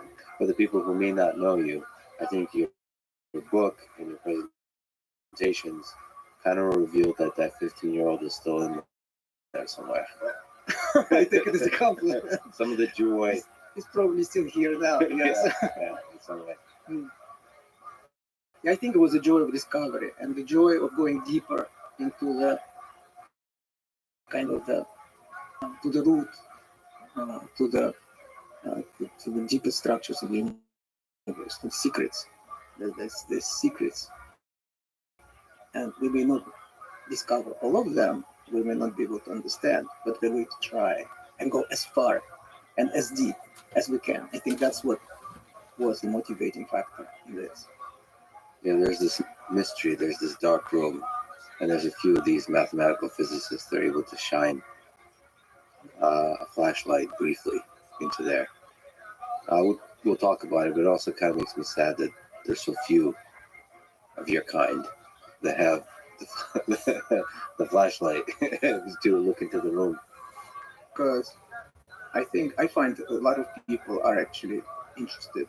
If you talk to people, that some people you wouldn't expect to be interested in this, from all walks of life, from people of all kinds of professions. I tell them I'm a mathematician, and a mathematician, okay, so that's a separate story. A lot of people, I think, have been traumatized by their experience with their math classes. We can talk about it later. But then they ask me what kind of research I do, and I mentioned that I work on the interface of math and quantum physics, and their eyes light up. Oh, quantum physics, or like Einstein's relativity. Oh, I'm really curious about it. I watched this podcast, or I watched that podcast, and I've learned this. Like, what do you think about that? Yeah. So I actually find that actually physicists are doing a great job at educating the public, so to speak, and doing public books and videos and so on. Mathematicians are behind. We're starting to catch up a little bit. Have been starting last 10 years, but we're still behind. But I think people are curious. Science is still very much something that people want to learn, because that's our kind of the best way we know to establish some sort of objective reality, whatever that might be. Yeah, to figure out this whole puzzle, to figure out the secrets that the universe holds. Things that we can agree on. Like, even though for me, at this point, I always make an argument that our physical theories always change. They get updated. So you have Newton's theory of gravity, then Einstein's theory, heated it. But in mathematics, it seems that theories don't change. Pythagoras' theorem has been the same for the last 2,500 years. X squared plus y squared equals z squared. We don't expect that next year suddenly it will be z cubed, So that to me is actually even more hints, even more at how much we are connected to each other. Because Pythagoras' theory, if you think about it, or any other mathematical theory, means the same thing to anyone in the world today, regardless of their cultural, upbringing, religion, ideas, ideology, gender, whatever, nationality, race, whatever, right? And it has meant the same to everyone, everywhere, and most likely will mean the same. So that's, to me, kind of an antidote to the kind of divisiveness that we sometimes observe these days, where it seems that we can't agree on anything. To the political complexity of 2 + 2 = 5 in George Orwell's 1984. I was in the Soviet Union in 1984, and so in many ways, I see that it was prescient. The novel was prescient. But we still have not found the dictator who would actually say 2 + 2 = 5 and would demand their citizens to repeat that. The night is still young. It has not happened yet. Yeah. It does feel like math and physics are both sneaking up to a deep truth from slightly different angles, and you stand at the crossroads or at the intersection of the two. It's interesting to ask, what do you think is the difference between physics and mathematics? And the way physics and mathematics look at the world. There is actually an essential difference, which is that physicists are interested in describing all possible mathematical universes, of which, and some of our work, I still consider myself more of a mathematician than a physicist. My first love for physics notwithstanding. Mathematicians are, in a way, we have more diversity, if you might say. So we are accepting, for instance, our universe has three spatial dimensions in one time dimension, right? So what I mean is that Allegedly. observe, but that we can observe today, right? So of course there are theories where there are some hidden dimensions as well. Well, let's just say observed dimension. So this tabletop has two dimensions because you can have two axes, two coordinate axes, x and y, but then there is also the third one to describe the space of this room. And then there's a time dimension. So realistic theories of physics have to be about spaces of three dimensions, or space-time, so 4 dimensions. But mathematically, we are just as interested in theories in 10 space-time dimensions, or 11, or 25, or whatever, or infinite dimensional spaces, So that's the difference. Now, on the other hand, I have to give it to the physicists. We don't have the same satisfaction that they have of having their theories confirmed by an experiment. We don't get to play with big machines like LHC in Geneva, Large Hadron Collider. That for us, it's all like a mental exercise in some sense. We prove things by using rules of logic, and that's our way of confirming, experimental confirmation, if you will. But I think I kind of envy a little bit my friends physicists that they get to experience these big toys, and play with them. But it does seem that sometimes, as you've spoken about, abstract mathematical concepts map to reality. And it seems to happen quite a bit. That's right. So the mathematics underpins physics. Obviously, it's a language. The book of nature, as Galileo famously said, is written in the language of mathematics, and the letters in it are circles, triangles, squares, and those who don't know the language, I'm paraphrasing, are left to wander in a dark labyrinth. That's the famous quote from Galileo, which is very true and has become even more true more recently in theoretical physics, in the most sort of far out parts of theoretical physics that have to do with elementary particles and as well as the structure of the cosmos. What do you think of Max Tegmark wrote the book Mathematical Universe? Mhm. So do you think, just lingering on that point, you think at the end of the day, the future generations will all be mathematicians? Meaning the ones that deeply understand the way the universe works. At the core, is it just mathematics? At the core of,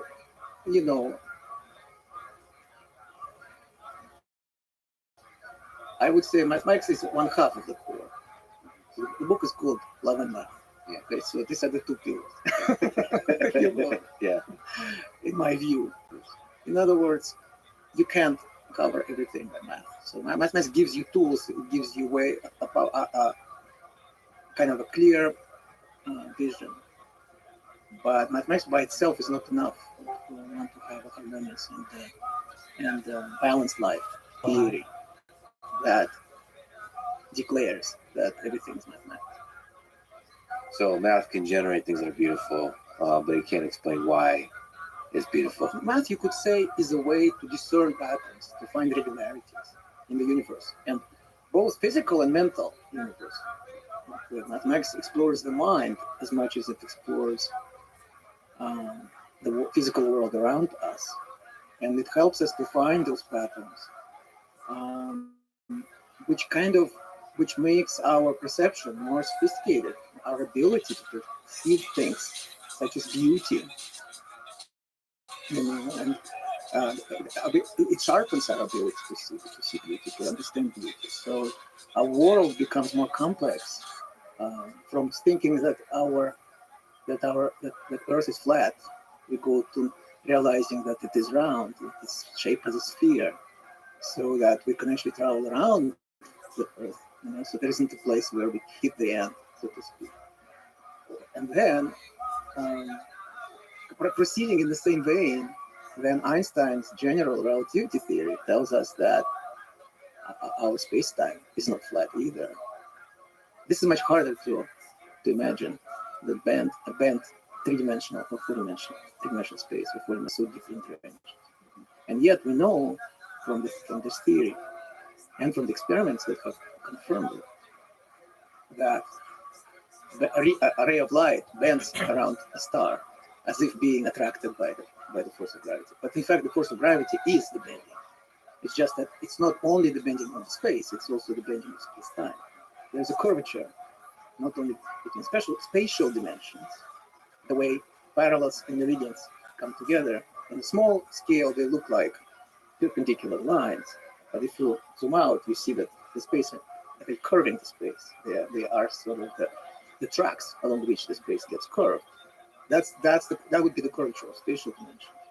But in fact, now throwing time, and one time, imagine a sphere which has one of the meridians correspond to time, and parallels correspond to space. I can't imagine it, but I can write a mathematical formula expressing that curvature. And in fact, that curvature is responsible for the force of gravity, attraction between the sort of simplest instantiation of it, attraction between two planets, or between two human beings. Yeah, the time, bending time, is not very nice what that theory did to time, because it feels like the marching of time forward is fundamental to our human experience. The arrow of time marching forward nicely seems to be the only way we can understand the universe. And the fact that you can start Up to now, there are people who claim that they possess other ways of experiencing it. who truly can visualize messing with time. Well, messing with time, but not necessarily messing with time, because one point of view is that, I think who was it? I think William Blake, who wrote that eternity loves time production. So one point of view is that it is eternity which is fundamental, where time stands still, which our mind conceptualizes as the time. So, but in fact, it's not something mystical. If you think about it, when you're really absorbed in something, time does stand still. And then you look at the clock and it's like, oh my God, 2 hours have passed. And it felt like a couple of seconds. When you are absorbed, when you're in love, when you are passionate about something, when you're creating something, we lose ourselves and we lose the sense of time and space for that matter. You see, so there is only that which is happening, that creative process. So I think that this is familiar to all of us. And we may be actually the closest to the truth at that moment. To Yes. the true And nature. so then there is a point of view that this is where we are who we are at our fundamental level. And after that, the mind comes in and tries to conceptualize it. It's like, oh, because I was writing something.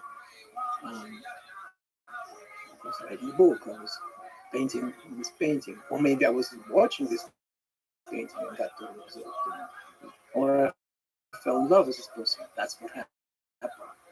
But in the moment when it's happening, you're not thinking about it. You're just there. Yeah, we construct narratives around a set of memories that seem to have happened in sequence, or at least that's what we tell ourselves that. And we also have a bunch of weird human things, like consciousness and the experience of free will, that we chose a set of actions as the time unrolled forward. Right. And we are intelligent, conscious agents taking those actions. That was just Illusion, nice narrative we tell ourselves. Sure. That's a really difficult thing Possible. to internalize. And imagine that, to make it really catch 22. Imagine that our minds are set up in such a way Yeah. that they can't approach the world or experience otherwise. So, in other words, to understand, to see that from a more kind of all-encompassing point of view, you have to step out of it. Well, I wonder what's the more honest way to look at things. But I think we like to play with time. I think we like to play with these experiences, with all the drama of it, with all the memories, with all the tribulation. I think, or Earth loves it. The evolutionary process somehow loves it. Whatever this thing that's being created here on Earth, it seems to like to allow its children to play with certain truths that they hold, this subjective truths that are useful for the competition or whatever, this dance that we call life, broadly defined, not just humans. And you know, I'm glad you mentioned that, because what I find fascinating is that the greatest scientists are on record saying that when they were making their discoveries, they felt like children. So Isaac Newton said, to myself, I only appeared as a child playing on the seashore, and every once in a while finding a prettier pebble or a prettier shell, whilst I think he said something like the infinite ocean of knowledge was lying before me. Alexander Grothendieck, who probably was the greatest mathematician of the second half of the 20th century, French mathematician, Alexander Grothendieck, wrote that discovery is a privilege of a child. The child who's not afraid to be wrong once again, to look like an idiot, you know, to try this and that, and I'm paraphrasing, and go through trial and error. That innocence of a child who's not afraid, who has not yet been told that it cannot be done, okay? That was essential to scientific pursuit, to scientific discovery. And now also compare it to Pablo Picasso, a great artist, right? So who said every child is an artist. The question is how to preserve that as we grow up. Do you struggle with that? You're one of the most respected mathematicians in the world. You're Berkeley. You're like this stature. You're supposed to be very like, you know. Ivory tower. Yeah. Sometimes I joke. I say I take an elevator to the top of the ivory tower every day. Yeah. You're supposed to speak like royalty. Do you struggle to strip all of that away to rediscover the child when you're thinking about problems, when you're teaching, when you're thinking about the world? Absolutely. I mean, that's part of being human, because when we grow up, I mean, all of these great scientists, I think they were so great in part because they were able to maintain that connection, okay, and that fascination, that vulnerability, that spontaneity, you know, and kind of looking at the world through the eyes of a child. But it's difficult because, you know, you go through education system, and for many of us, it's not especially helpful for maintaining that connection. That we kind of like we're being told certain things that we accept, take for granted, and so on, and little by little. And also we get hit every time we act different, doesn't fit sort of the pattern. We get punished by the teachers, get punished by parents, and so on. And don't get respect when you act childlike. You're thinking when you are fearless and looking like an idiot. That's right. Because there's a hierarchy in Nobody society. wants to look like an idiot, you know? Once you start growing up, or you think you're growing up. Yeah. In the beginning, you don't even think think in these terms. You just play. You're just playing, and you are open to possibilities, to these infinite possibilities that this world presents to us. So how do we? I'm not saying that education system should not be also kind of taming that a little bit. Obviously, the goal is balance, that acquiring knowledge so that we can be more mature and more discerning, more discriminating in terms of our approach to the world, in terms of our connections to the world and people and so on. But how do we do that while also preserving that innocence of a child? And my guess is that there is no formula for this. It is a life is an answer.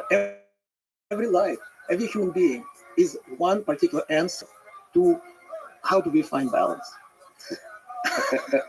That's one imperfect approximate solution to the problem. But we can look up to the great ones who have credentials in the sense that they have shown and they have proved that they have done something that other humans appreciate, that our civilization appreciates, say Isaac Newton or Alexander Grothendieck or Pablo Picasso. So they have established, they cannot dismiss them as mere madmen. They say, okay, well, if the same thing was said by somebody who never achieved anything in their field of endeavor, it would be easy for us to dismiss it. But when it comes from someone like Isaac Newton, we take notice. So I think that's something important that they teach us, and especially today, in this age of AI. Of course, there's a big elephant in the room always, which is called AI, Yeah. right?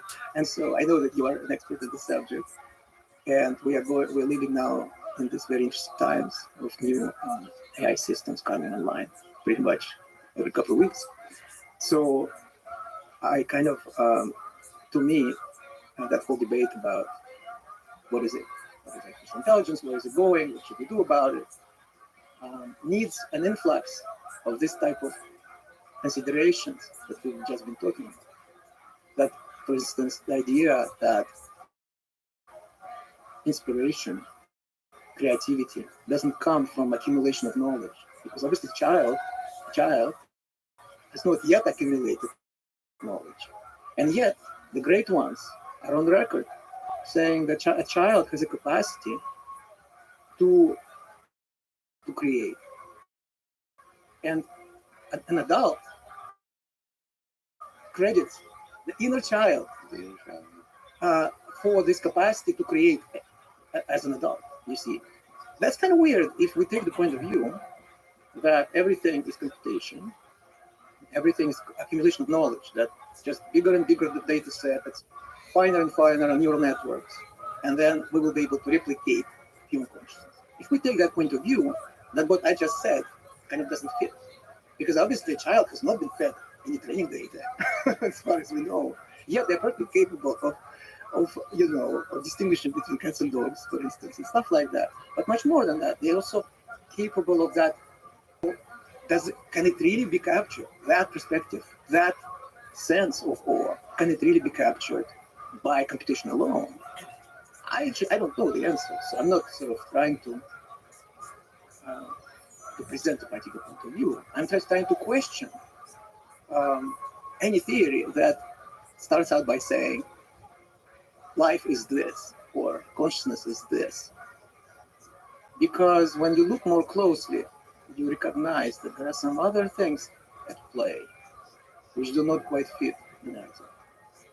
And it's hard to know where they come from. It's possible that the evolutionary process has created it is computation, and the child is actually not a blank slate, but the result of one of the most incredible several billion-year-old computations that had explored all kinds of aspects of life on Earth, of war and love and terror and ambition and violence and invention, all of that from the bacteria to today.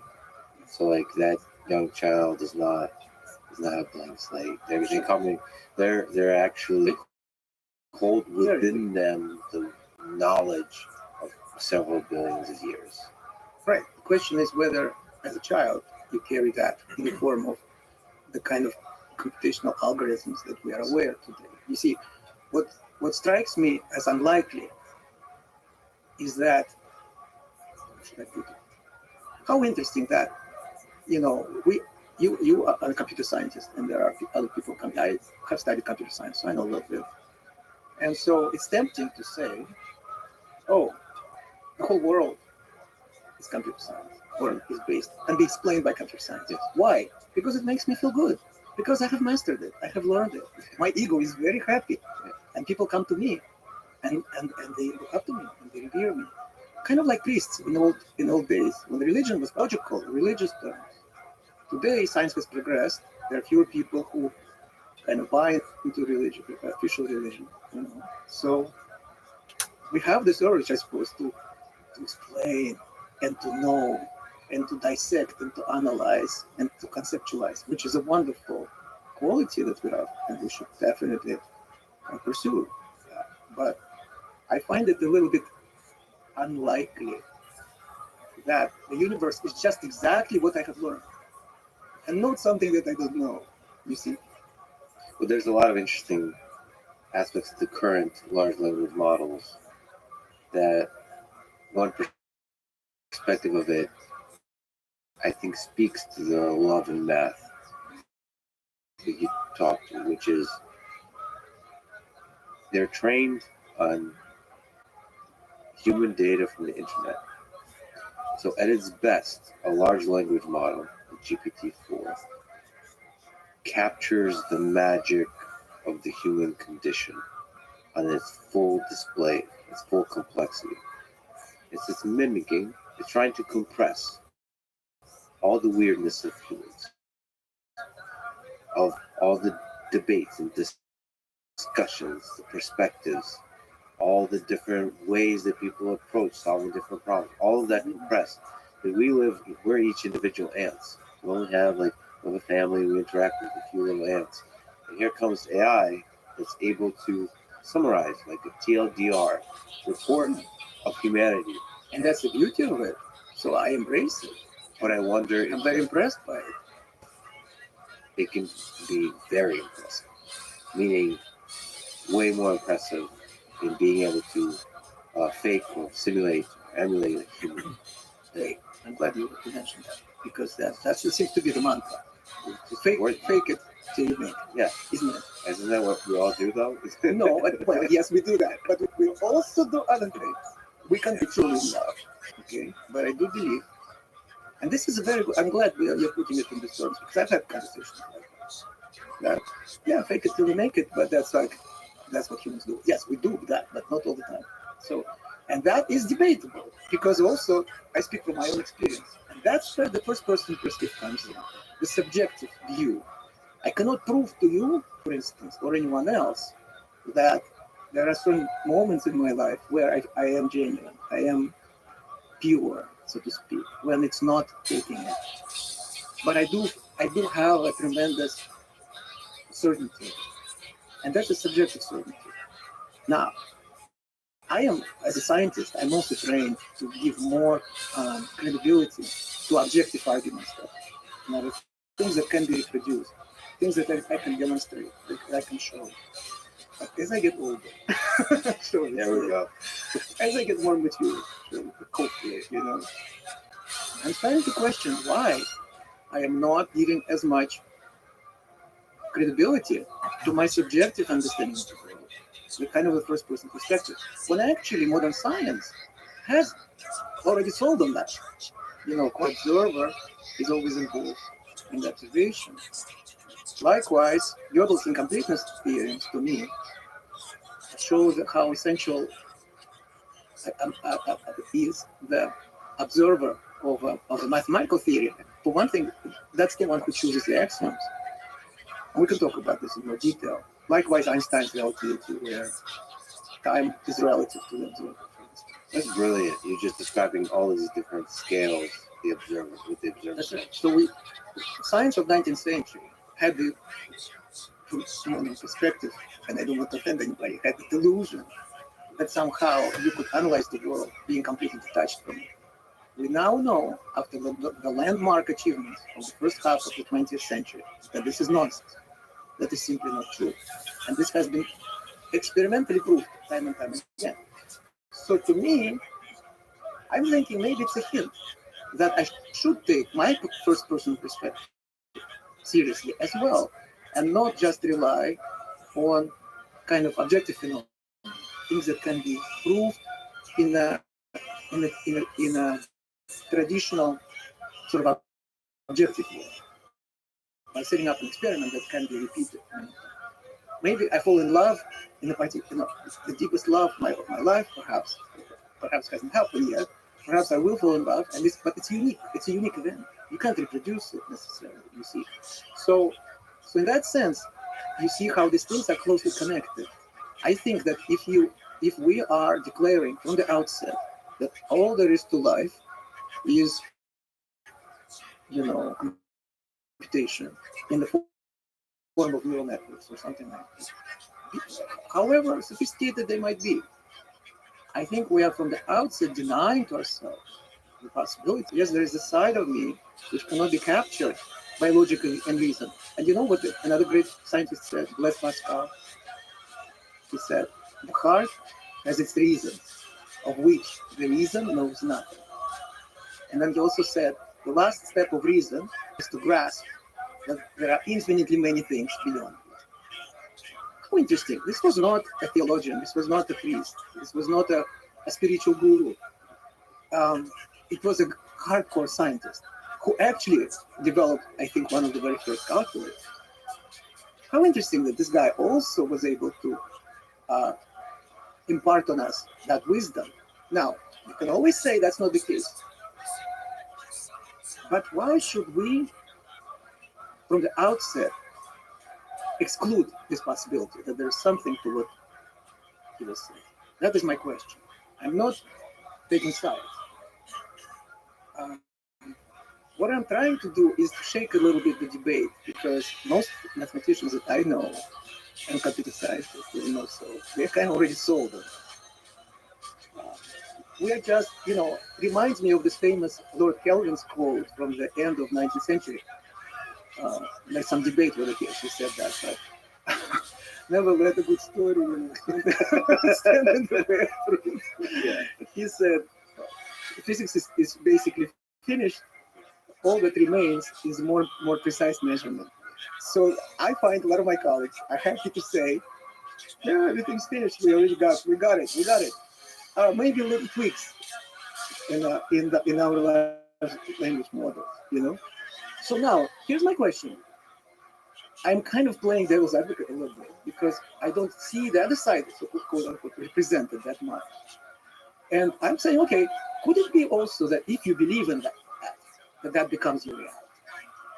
That you can kind of put yourself in a box where everything is computation, and then you start seeing things as being such. It's confirmation bias, if you will, This also reminds me, I think a good analogy is a friend of mine, Philippe Cauchon, told me that in France, there is this literary movement, which is called Oulipo. Oullipo.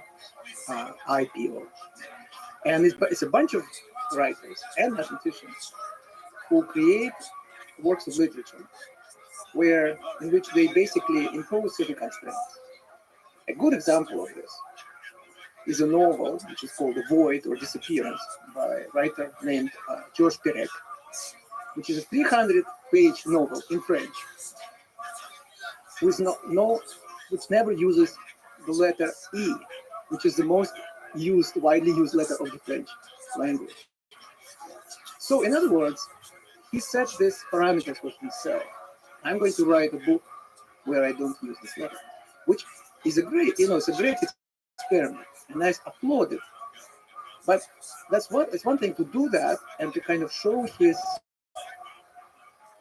gamesmanship, if you will, and his proclivity and his ability as a writer. But it's another thing if at the end of writing this book, when he finished the book, he would say letter E actually doesn't exist. And try to convince us that in fact French language does not have that letter, simply because he was able to go so far without using it, you see. So self-imposed limitation, that's how I see it. And I wonder why we should do that. Do we really feel the urge to say the world is like that? The world can be explained this way or that way. And I'm saying it, it's a personal question for me because I am addicted to knowledge. Hi, my name is Edward. And I'm a knowledge addict. Yeah. Okay, I'm being serious. I'm not being facetious. Up until very recently, maybe a couple of years ago, I simply did not feel comfortable if I could not say, give an answer, explanation. It's like, oh, for somebody like me, a nerd, a left brainiac, and that's kind of typical, typical for a scientist or mathematician. It is incredibly hard just to allow the possibility that it's a mystery and not to feel the urge to get the answer. It is incredibly hard, but it's possible, and it is liberating. It's recovering to knowledge. Let me say what you gain. For instance, I understand the value of paradox. I appreciate paradoxes more. And to use another philosopher, Soren Kierkegaard, the Danish philosopher, said that I think without paradox is like a lover without passion. Paul Joachim. All right. So, and Niels Bohr said, in similar vein, the great Danish also. Something about Danes. I think it all started with Hamlet. He said the opposite of a simple truth is a falsity, but the opposite of a great truth is another great truth. In other words, things are not black and white. They're not. And I would even venture to say the most interesting things in life are like that. The ones which are ambiguous. Is an electron a particle or a wave? It depends how you set up an experiment. It will reveal itself as this or that, depending on how you set up an experiment. This bottle, if you project it down onto the table, you will see more or less a square. If you project it onto a wall, you will see a different shape. A naive question would be, is it this or that? Okay, you understand? It's neither. But both projections reveal something, reveal different sides of it. A paradox is like that. It's only paradoxical if we are confined in a particular vision, if we are wedded to a particular point of view. It's a harbinger, if you will, of a possibility of seeing things in a more, as they are, as a more sophisticated and different. You see, This is such a difficult idea for science to grapple with. That I don't know how maybe it's described as that. You could say maybe that the subjective experience of the world, is actually fundamental. but we know that our best physical theory tells us that unambiguous.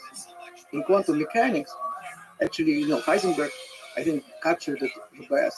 He said, what we observe is not reality itself, but reality subjected to our method of questioning. When I talk about electrons, for instance, so that there's a very specific way in which this is realized. There's a so-called double slit experiment. You have a screen and you have an emitter from which you kind of shoot electrons, and in between you put another screen which has two vertical slits parallel to each other. If we were shooting, tennis balls, each ball would go through one slit or another, and then hit the screen behind this or that slit. So you would have, and let's say they're colored, they're painted. So there will be sort of bumps or spots of paint behind this or that.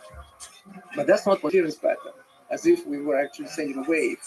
So that each electron, it seems like each electron goes through both slits at once, and then has the audacity to interfere with itself, where some points, two crests would amplify, and some points the crest and the trough would cancel each other. Yet, so that suggests, okay, so the electron is a wave, not so fast, because if you put a detector behind one of the slits, you say, I'm going to capture you. I'm going to find out which slit you went through. The pattern will change, and it will look like the particles. So that's a very concrete realization of the idea that depending on how we set up an experiment, we will see different results.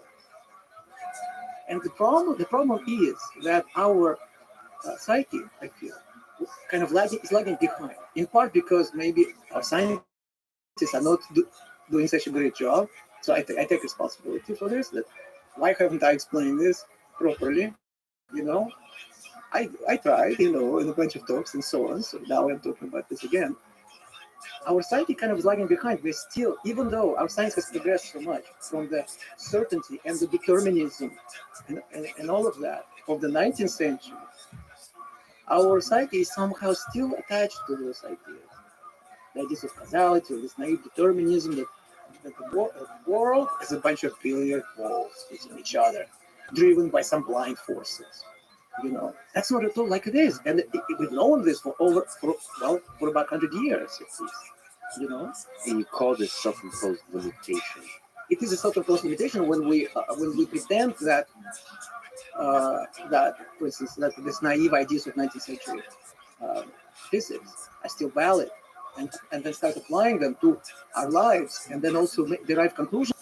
Oh, because the world is just a bunch of billiard balls. So where is the free will? But excuse me, didn't you get the memo that this has been debunked thoroughly by the so-called quantum mechanics, which is our best scientific theory?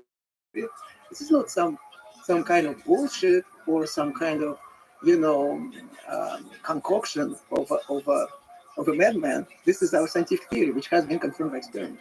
So we should pay attention to that.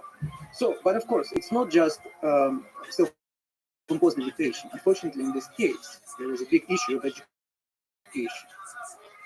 So a lot of people are not aware of it through no fault of their own, because they were never properly taught that. Because our system is broken, education system is broken, especially in math. And then so where do you get information? You get information from our scientists who actually write popular books and so on, which is a great, great thing. But a lot of scientists somehow, when it comes to explaining the laws of physics, they're doing fantastic jobs talking about this phenomena, this double slit experiment and things like that. But then, interviewed by Science magazine about free will and so on, they revert back to 19th century physics as if those developments actually never happened. So to me, this is the single most important sort of issue in our popular science. The idea that somehow there is this world out there, but it's complete, has nothing to do with me. So I can revel in the intricacies of these particles and their interactions, but completely ignore what implications this has for my own relationship to physical reality, to my own life, because it's kind of scary, I guess. But also, what are the tools with which we can talk about the observer, the subjective view in reality? What are the tools with which we could rigorously talk about free will and consciousness? What are the tools in mathematics that allow that? I don't think we have those. Because we haven't been taught properly. So actual tools are there. For instance, I think, here I have to say, my conviction is that everybody knows. In the heart of hearts, everybody knows that there is that. There is something ineffable. There is something mysterious. And in fact, somehow immediately I feel the impulse to quote somebody on this, because as if my own opinion doesn't count. There's a long dead expert that has. When Einstein said that, so like, how? See, look at me. I am supposed to be like this smart, intelligent person. I am afraid to say it and own it myself. I have to find information. I have to find an authority who agrees with me. And in fact, it's not so difficult to find because Albert Einstein literally said the most important thing in life is the mysterious. Okay, he actually said that. There's some quotes which I attribute to. Okay, so but more importantly, how do you feel about it? I think that everybody knows, but in other words, he also said, Einstein, imagination is more important than knowledge. Okay, and it's explained. For knowledge is always limited, whereas the imagination embraces the entire world, giving birth to evolution. It is, strictly speaking, a real factor in scientific research. And he says, I am enough of an artist to follow my intuition in the research. That's Albert Einstein, again. So, and I feel the same way, to be honest. If I think about my own mathematical research, it's never linear. It's never like, give me more data, give me more data, give me more data. Boom, the glass is full. And then I come up with discovery. No, it's always felt as a jump, as a leap. And I have actually been studying various examples in history of mathematics of some fundamental discoveries, like discovery of complex numbers, like square root of -1. I wonder if a large language model could actually ever come up with the idea that square root of -1 is something that is essential or meaningful. Because if all the information that you get, all the knowledge that has been accumulated up to that point, what tells you that you cannot have a square root of a negative number. Why? Because if you had such a square root, we know that then we would have to, if you square it, you get a negative number.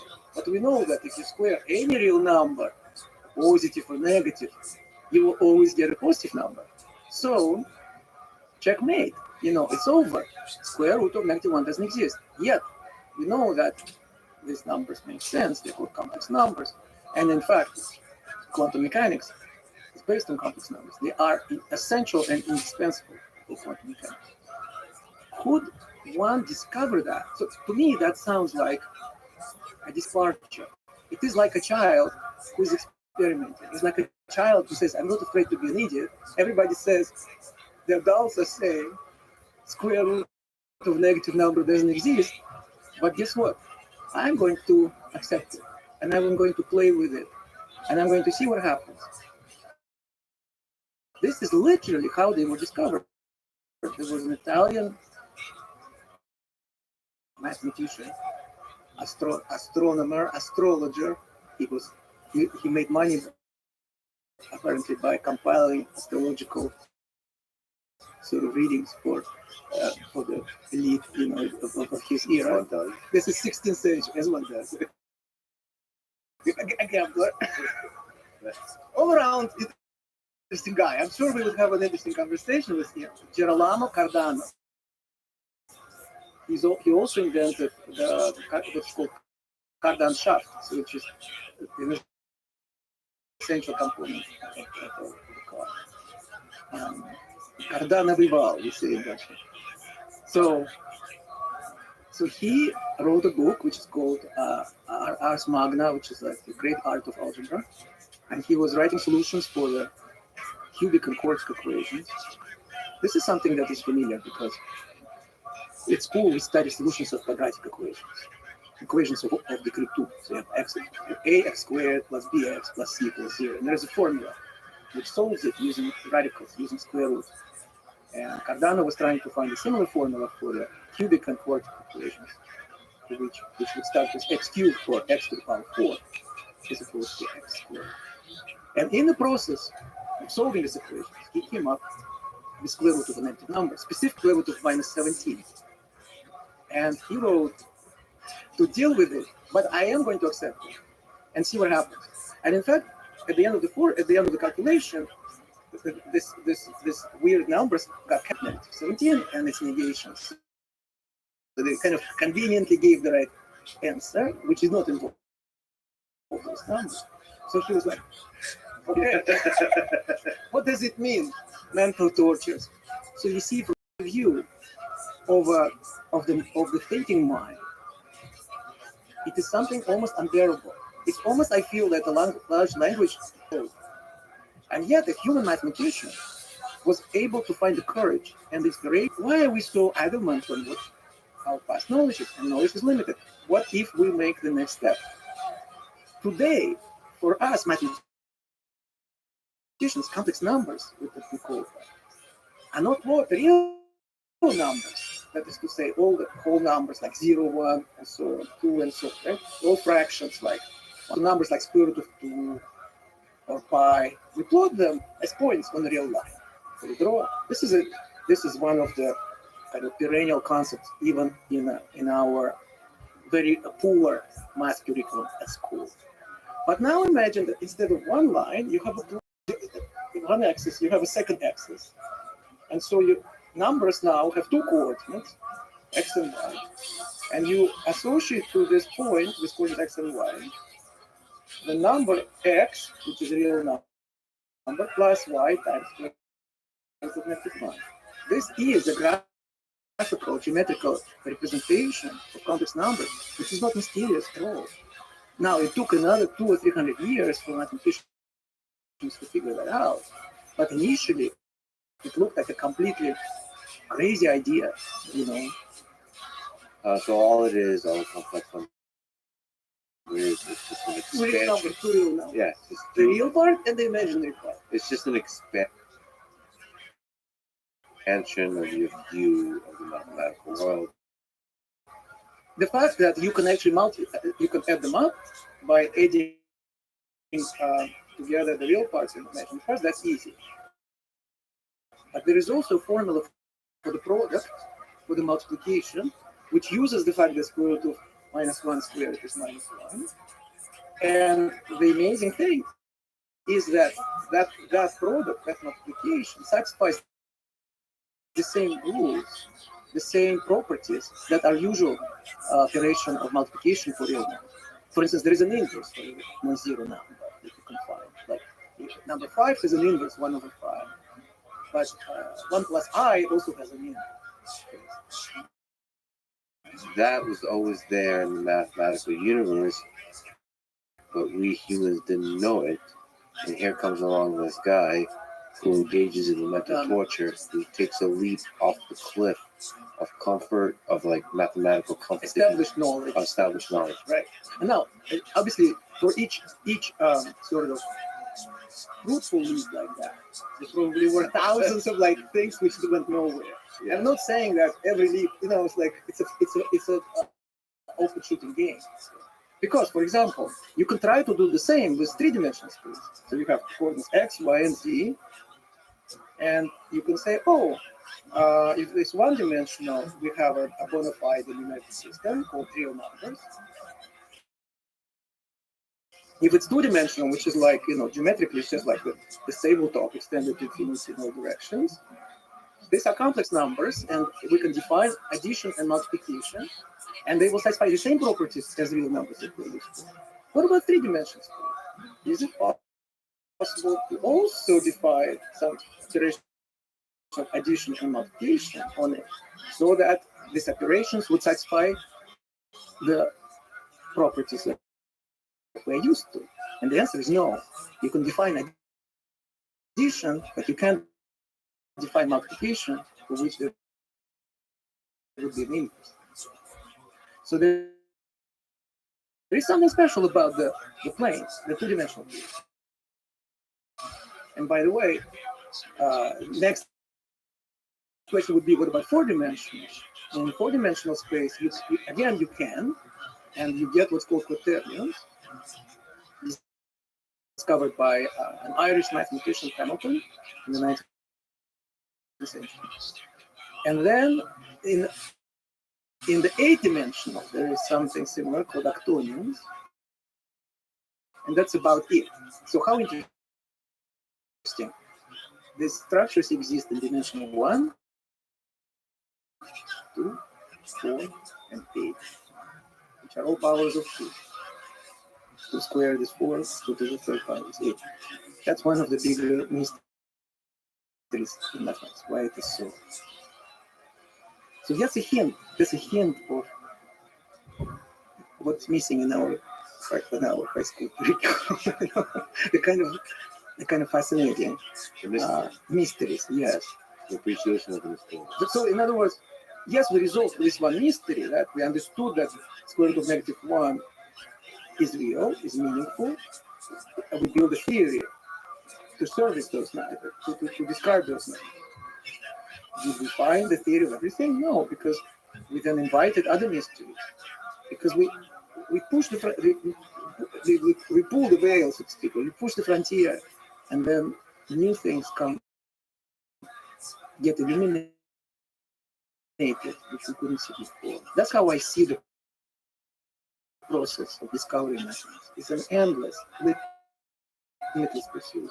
Can you comment on what you think this human capability of imagination that Einstein spoke about, Mhm. of the artist following their intuition in this big Alice in Wonderland world of imagination? What is it?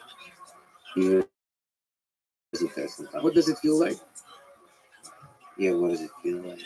What is it? What is It feels that like place? playing, but I think all of us are engaged in that kind of play. No matter when we do what we love, I think it always feels the same. But it's not real, right? That you're describing a feeling, but that place you go to in imagination, it's bigger than the real world. So there is a big conundrum as to whether mathematics is invented or discovered, and uh, mathematicians are divided on this. Nobody knows. Where do you bet your money on? Financial advice, investment advice. So let me tell you something. Yeah. My views have evolved. Okay. When I wrote Love and Math, when I wrote my book, I was squarely on the side of mathematics discovery. What does it mean? Usually, mathematicians or others who have this, idea what they believe are called Platonists, in honor of the great philosopher Plato, who talked about these absolute perfect forms. So, for me, about 10 years ago, the world of mathematics was this world of pure forms, this beautiful, pure forms, which existed outside of space and time, but I was able to connect to it through my mind. And as it were, kind of dive into it and bring treasures back into this world, into this space and time. That's how I viewed the process of mathematical discovery. How nice, huh? How neat, really neat. That's the picture. Also makes you feel connected to something divine. Allows you this sense of escape from the cruelty and injustice of this world, which I now recognize. And the divine world of forms is stable, alive. It's something stable. And in that world, everything is clear cut. Yeah. It's either true or false. Yeah. How nice, huh? Very nice. Yeah. The biggest illusion of all. Allegedly. I think now. I understand why I liked it, because I think that I was very dissatisfied with what we call the real world, the world around, the cruelty, the injustice of it. And I went through some experiences as a kid, which made me love mathematics even more as this place where I could be safe and in control. Did you see the human world as lesser than the mathematical world? Yes. As more limited than the mathematical world? Yes. And I think that we're still missing the mark in some sense, because, in fact, what I now think it's a paradoxical question. The question, what is this world of pure forms and so on, is another paradoxical question, which doesn't have a simple answer. Like whether electron is a particle or a wave. From one point of view, yes, it's true. And just the fact that so many mathematicians today actually subscribe to this idea gives it a certain credibility, because that's what we feel. We do feel that we dive into that mindscape, so to speak, but a very structured mindscape, where I wrote in Love and Math that the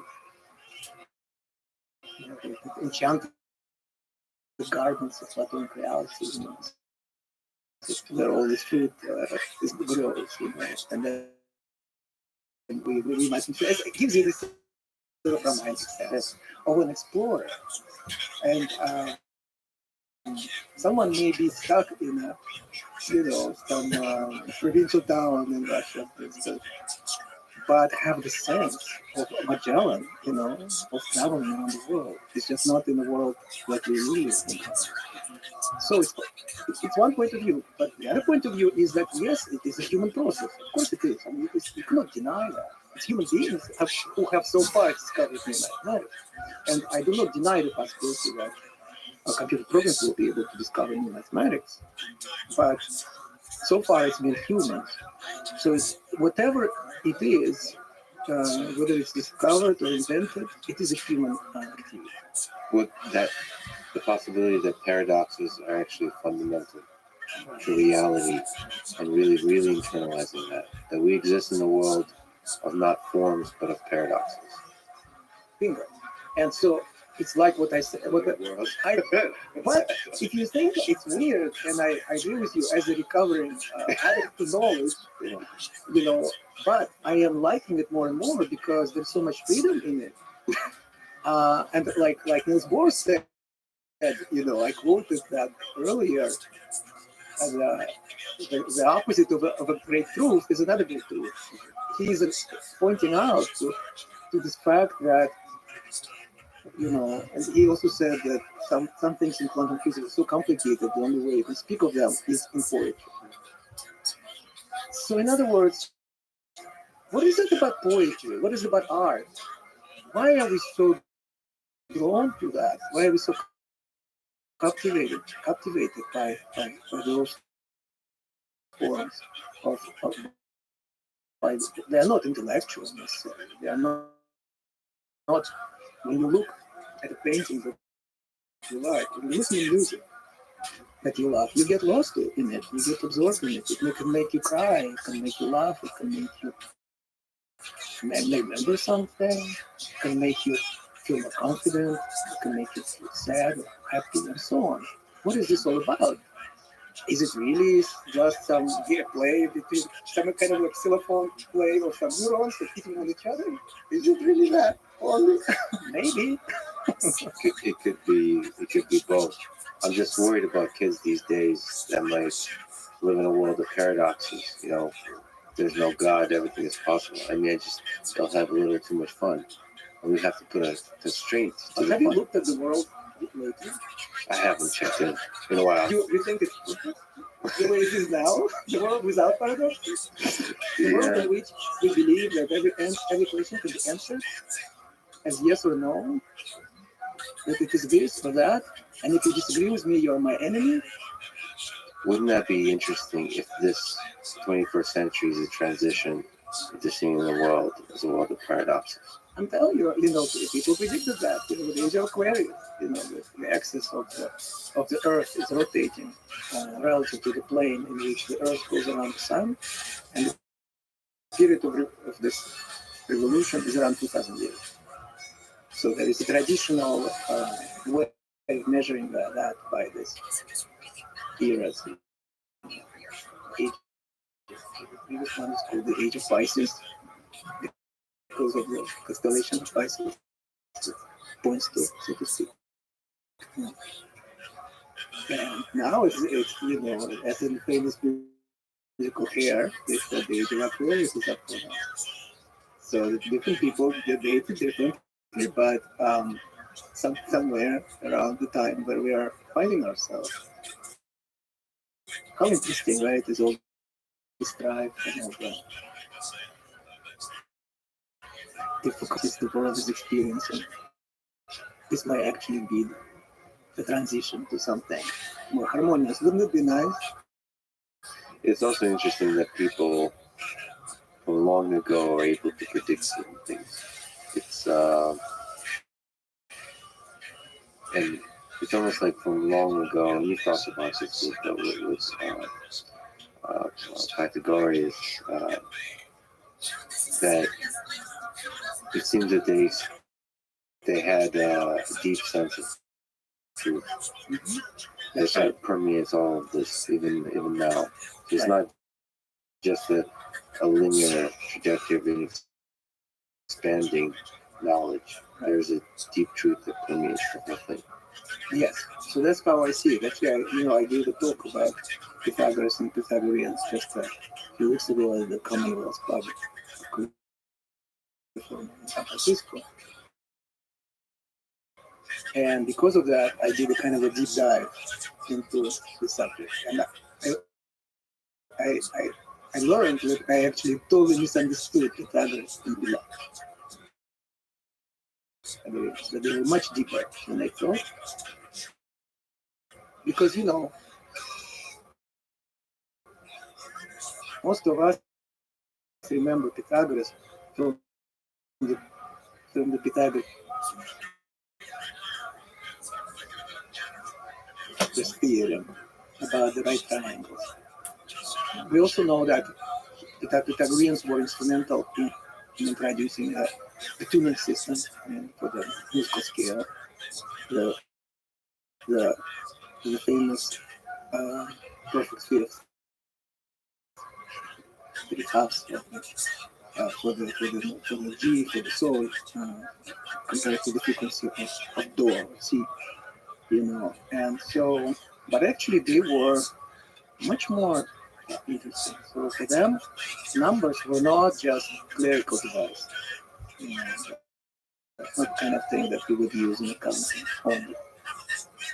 They were imbued with the divine, and I cannot say that I think we lost it, because I have lost it. I look at numbers, and I don't really see that The divine. But they clearly did, and so why else? How else would you explain? In other words, divine is, of course, is a term which is, it's a bit loaded, so it's hard to escape that. Let's just say something that more from the world of imagination and intuition than from the world of knowledge. They were able to divine, okay, that's like that, to intuit. To intuit that planets were not revolving. The sun and the planets were not revolving around the place.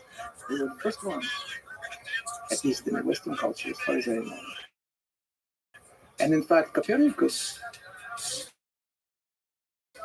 gave credit to Pythagoreans as being his predecessors. They did not quite have, they had what they call the central fire.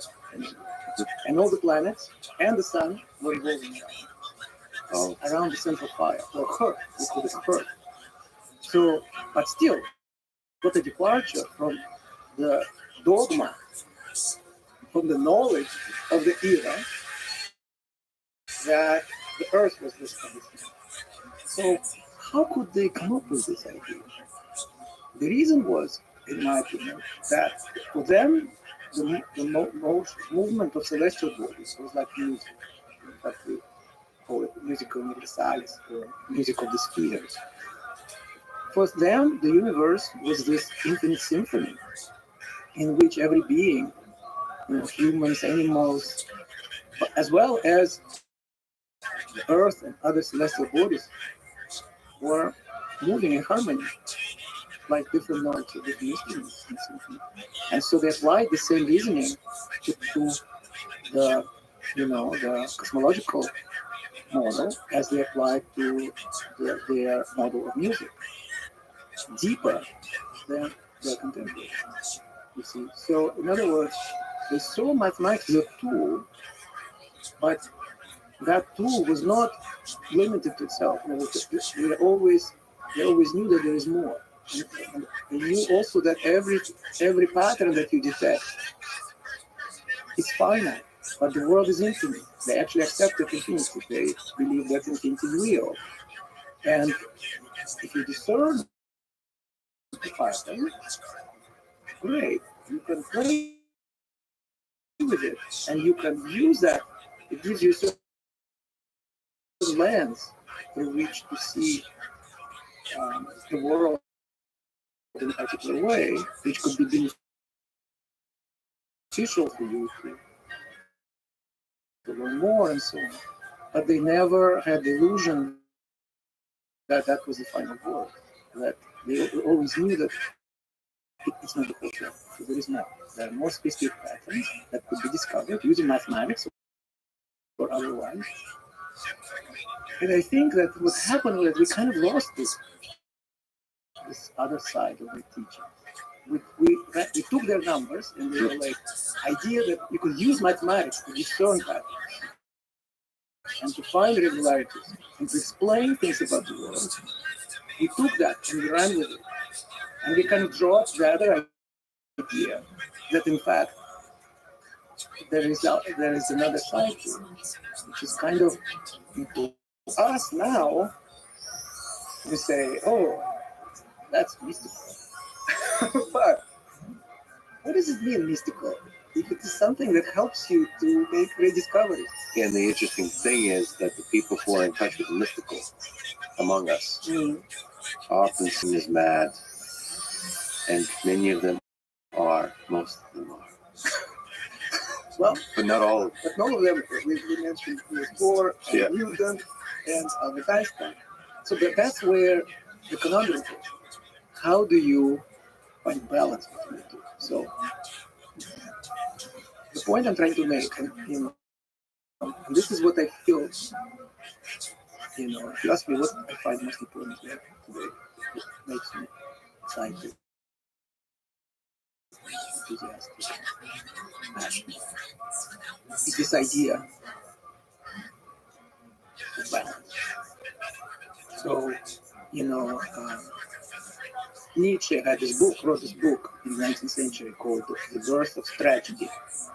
And he presented this theory, which I think is kind of very useful, of these two sides of the human. One that comes from God Apollo, and that's our left brain, so to speak, proverbial left brain. So everything has to do with logic and reason and analyzing, dissecting, conceptualizing. And the other side, which and that's responsible for intuition, imagination, love. Dionysus was also god of wine, so it's also that side of humans that makes us sing and engage in revelry and drink wine and spend time with friends and laugh and enjoy it. So Nietzsche advocated this point of view that those were two complementary sides of every human, and as well as society. And the purpose of human life is to find balance. The math is both discovered and invented. We should be okay with having both ideas in our head and living in the balance. But more important, for me, Apollo is like math, and Dionysus is like love. So Dionysus and Apollo, in modern version, is love and math. I return to that question we had about GPT and the language models, and I think about this quite a lot.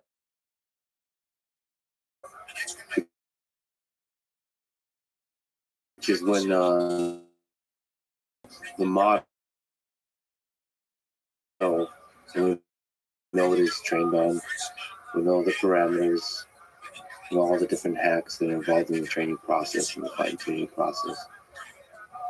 6 or 7 will result in hundreds of millions of people falling deeply in love with that language model and to be able to have conversations that are very much like the conversations we have with somebody we're deeply in love with. Mm. And not only that, the model will say it is deeply in love with us. And who are we to say it is not? I think there's it's the same imperative we describe in the scientific mind that wants to throw away the subjective. That same imperative wants to throw away the feelings that AI might have. And I'm very careful to not ignore when an AI system says it's lonely, it's afraid, doesn't want to die, it misses you, Right. it loves you. I'm with you. I would also say that you could, for instance, say that the origin of that is romantic novels that were fed to it, for instance. Yes. However, you could also then you could retort. But what if what I consider my subjective unique feelings are also No. the reverberations of the novels I have read, because I have learned, or movies I have seen. Because that's the purpose of movies, to kind of teach us how to express ourselves, how to feel, maybe even. One could argue that. Some people have argued that. I agree that this is, there is no obvious answer to this. But see, that's exactly my point. That is an example of something which is paradoxical, for which there is no answer. And that's where the subjective has an important role. For someone, that type of interaction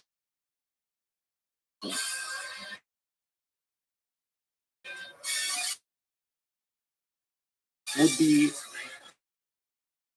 be helpful, would be consoling,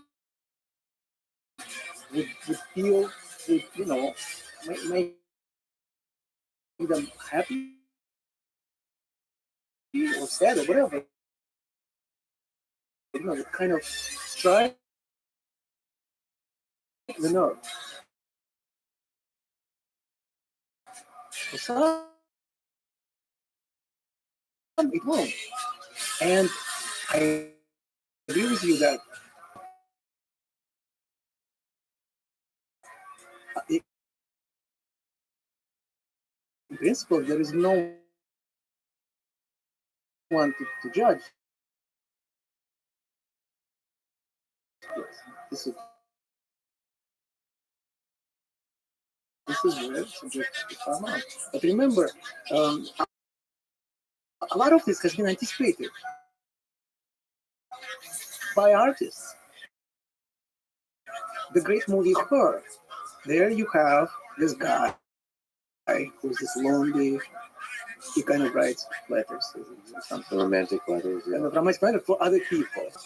He's lonely, and then he gets this sort of a kind of enhanced version of Siri with the voice of Scarlett Johansson, which is a very sexy voice, This is the girl. So, and then at first it looks like a fantastic arrangement. He confides in her. She tells him things. She makes him happy and so on. Until he finds out that she has a relationship, quote unquote, if you can call it that, with 10,000 other people. Not 2 others, not 3 others. Yeah, like 10,000. Because it has the computing capability. So yes, definitely. Oh, it certainly makes sense. It's a good explanation. And the guy is heartbroken. But see, here's my analysis of this. Okay, so a couch therapist. Okay, the guy did not have the courage to go out in the real world and to meet a woman and to, get a girlfriend and so on. Through no fault of his own, perhaps because he may have had some experiences which made him withdrawn and closed and so on. And a lot of us are like this. I had periods like that myself. Definitely can sympathize and relate. However, part of the joy of having this Siri-like relationship for him, one could say, was the absence of that fear that she would abandon, which prevented him from initiating a relationship with a human being. And yet, it turns out that he could be betrayed, quote unquote, that he could be unfaithful to him, quote unquote, anyway. So then, that means that it did not resolve the underlying fear having that relationship. So, in other words, that human element of the relationship still found its way into this humanly sterilized, protected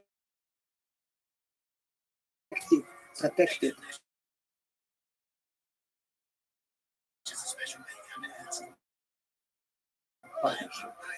So the human being rears its head anyway. And I think the lesson there is that the system in the movie Her actually gave him a lesson that even unfaithful to you, and I would argue that the next AI will be one he actually falls in deep love with, because since the possibility of betrayal is there, the possibility of death is there, the possibility of infidelity is there, because we need that possibility to truly feel. Or he would turn off the Siri program and get out of his house, go to a local bar, and strike a conversation with a human being. Although you might say by then, some of those might be. To know the difference between And of one course, or the other. And that was predicted by another great movie. Yeah.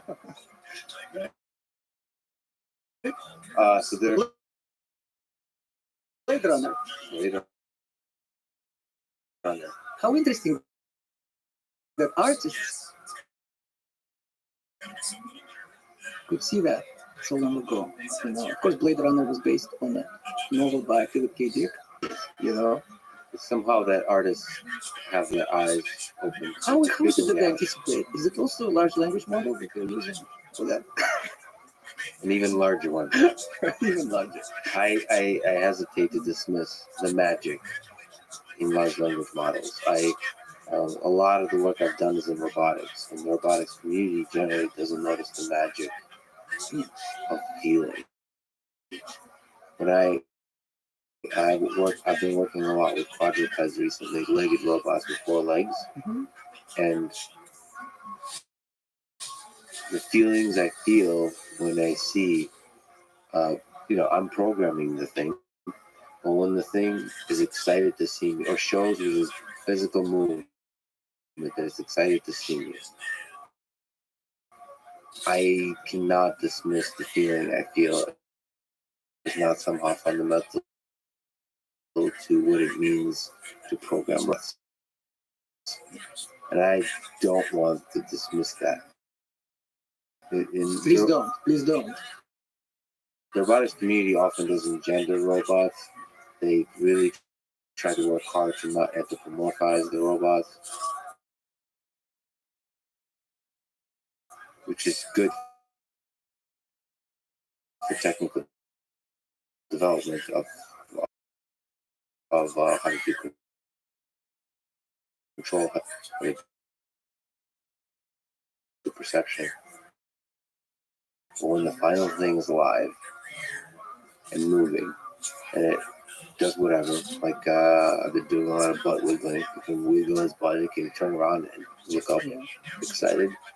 That's not just. I know how it's programmed, but the feeling I feel, that's something. That's I don't know what that I is. hear, I agree. I hear you when you speak about it. You speak with passion, and that's to me that is proof that it is magical. You see, so I would say don't dismiss that, don't discard that.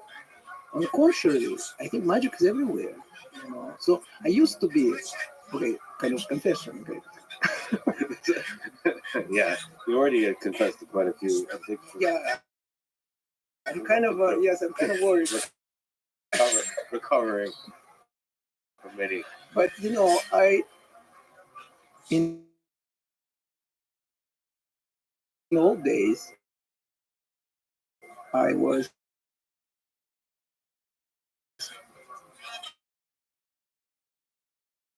more on the side of everything is computation, or everything can be explained by science and whatever. You know, like I would dismiss and disregard, you know, the intuitive or imaginative thing. So then I had a flip. That suddenly I started feeling it, I started seeing it, and so on. So then the pendulum swung to the opposite direction. Then I was arguing uh, um, that, you know, somehow that was real, that imagination was the intuitive imaginative was real, and discounting what you just described. And I would argue with people saying, no, no, this, you know, this is not real, this is all, you know, imitation game and so on. But you see that what's new now, the new Edward, okay, is the 2.0, 3.0, is the one who is seeking balance, who is not, who is, has suddenly become aware that no matter which one-sided, lopsided point of view you take, you're limiting yourself. So whereas even a couple of years ago, you know, if you just told me what you just described, I would be like, you know, being polite, I wouldn't contradict you since you're the host anyway, right? Not at all. So, but I would be like, but I wouldn't say it. But suddenly I find this moving. I find it move. I'm not being suspicious. I find it moving, and I almost feel like I can see it through your eyes. It's the way you describe so vividly, and you are passionate about it. And this is what's real. So ultimately, love is neither in large language models nor in something mystical. It's exactly in these moments of passion. And I would even go as far as saying that in this moment when you're describing it there was a connection of sorts, so that I could feel your passion for it. And in this moment, something else comes up, which is far beyond any theories that you can come up. And that's what we honor. Exactly. So on the one side, there is this impulse of finding a theory, and then there is another impulse to escape from what has already been known. So one, in other words, like in my basic example, is one impulse to say everything is a real number, square root of negative one doesn't exist. But another impulse is I'm going to be this naughty child who is not afraid to be an idiot, and I will say square root of negative 15 is real. And both are essential when it's done with conviction, when it's done with passion, when it's not like gratuitous, or when it's not, it doesn't come from self-limiting, but comes from this sense of this is how I am, this is how I feel. It is real. That's where progress is. That's where creativity is, and that's where I would even say a real connection is, because the strife to me that we observe today in our society and the societal level and the level of soul. It comes from not seeing the other person actually and being caught up in a very specific conceptual bubble, you see. And the way out of it is not to refine the bubble, but just break out of it. A good guide out of the bubble is a childlike passion for discovering that and following. Goosebumps. Following the goosebumps Yeah. to your, not the rigor of science, but the magic of goosebumps. Then and then if you're interested, try to find a confirmation of those goosebumps Yeah. in science or whatever you find interesting. And most of the time you fail. And most time we fail, which we also love because then it sets us up for that moment of bliss when we succeed, right? Exactly. Quick pause. Bathroom break. You mentioned Gödel's completeness theorem. Can you talk a little bit about it? What is it as you understand it? Did it break mathematics? Maybe another question is, what are the limits of mathematics? What is mathematics in respect to Gödel's completeness theorem? Oh, yes. How much time do you have? So, We talked about time previously, so it's but time is an illusion, right? So we agree. So Kurt Gödel was a great Austrian mathematician and logician. He moved to the United States before Second World War and worked at the Institute for Advanced Studies in Princeton, where he was a colleague of Einstein and other great scientists, from Neumann and Weil. So, but one interesting quote that I like in this regard is that Einstein said that at some point he said that the only reason he came to the institute was that he would have the privilege of walking back home with Gödel in the evening. So in other words, Einstein thought that Gödel was the smart one. Okay, so his most important contribution was his two incompleteness theorems. The first incompleteness theorem and the second incompleteness theorem. And what is this about? It's really about inherent limitations of mathematical reasoning, mathematical way of producing mathematical theorems, the way we do it. So, to set the stage, how do we actually do mathematics? What is it? So, we know that we discussed that. Say physics is based on mathematics. So you could say chemistry is based on physics, biology is based on chemistry. Okay, so it comes to mathematics. What is mathematics based on? Well, mathematics is based on axioms. So any field of mathematics can be presented as what is called the formal system. And at the core of the formal system is a system of axioms or postulates. These are the statements which are taken for granted. Given without proof. Without proof. An example would be, so that one of the very first formal systems was Euclidean geometry, developed by Euclid in his famous book Elements, about 200 years ago. And it's a subject familiar from school that we study. But what it's really about is about the geometry of the plane. And by plane, I mean just the stable top extended to infinity in all directions. And a perfect plane, a perfect even table. And so Euclidean geometry is about very geometric figures on the plane, specifically lines, triangles, circles, things like that. So what's an example of an axiom? An example of an axiom is that if you have 2 points which are distinct. 2 points on the plane. Then there is a unique line which passes through. Now, kind of sounds reasonable, but this is an example of an axiom in mathematics, and you have to choose certain postulates or statements which you simply take for granted, which do not require proof. Usually they are ones which kind of intuitively clear to you, but in any case, you cannot have any mathematics without choosing those.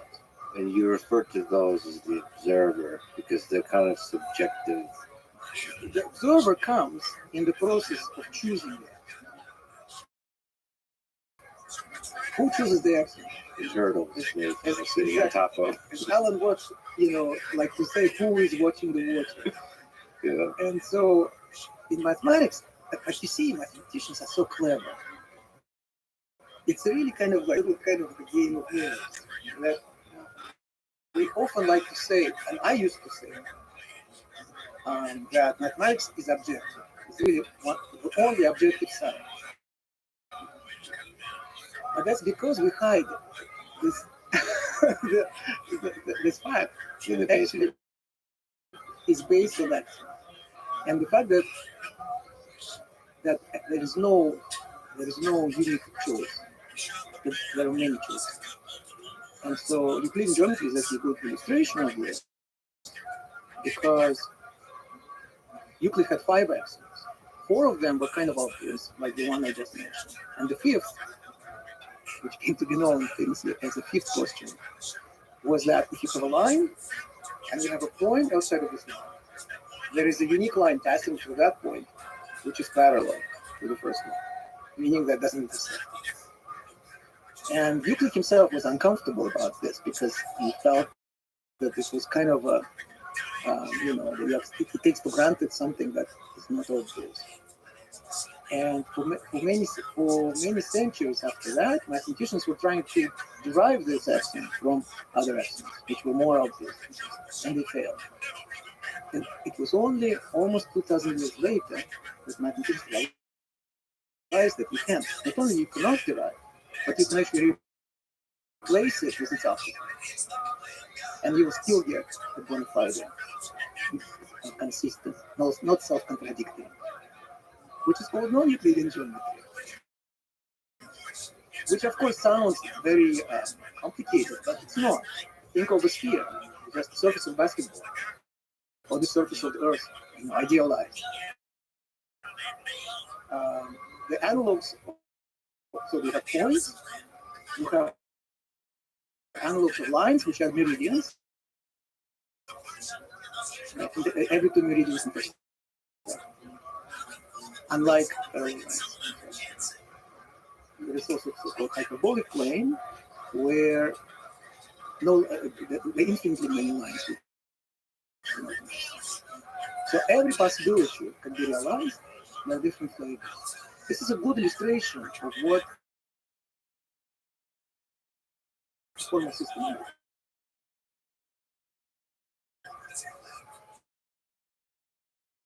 You start with a set of axioms.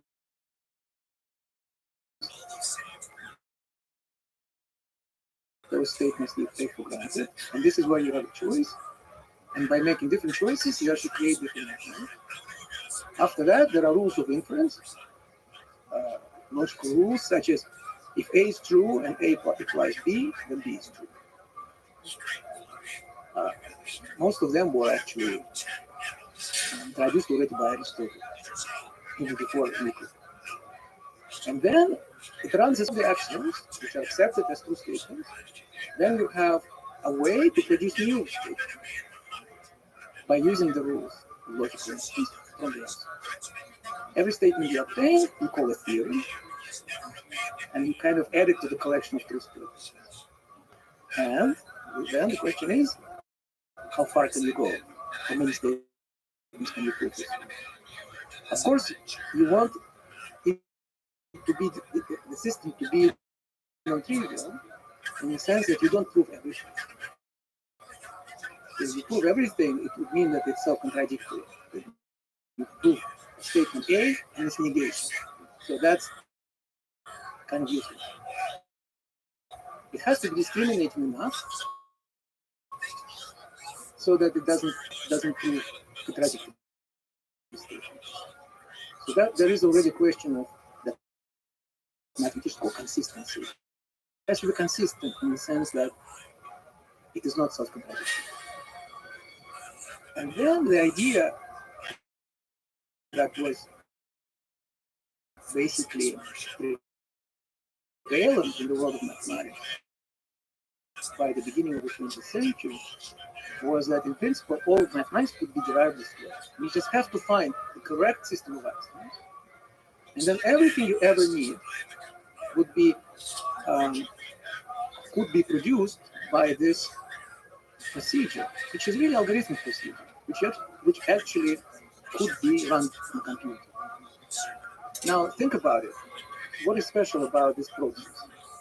In this process, you are just manipulating syntax. You're going from one statement to another without really understanding the meaning. So it's an ideal playground for computer programming. It's a purely syntactic process. But there are some rules, some rigid rules of passing from one statement to the next. Most mathematicians believe that this way you can produce all truth functions. And if this were true, it would give a lot of credibility to the thesis that everything in life is computation. Well, life is computation. Because then at least mathematics is computational, because then it can be programmed, and the computer, after a sufficient time, depending on its capacity, would produce every true statement. So Jordan-Strauss completed theorem says that that's not true. And it not just says it, but it proves it at the highest level of rigor that is available in mathematics. That is to say, within another formal system that he was actually using.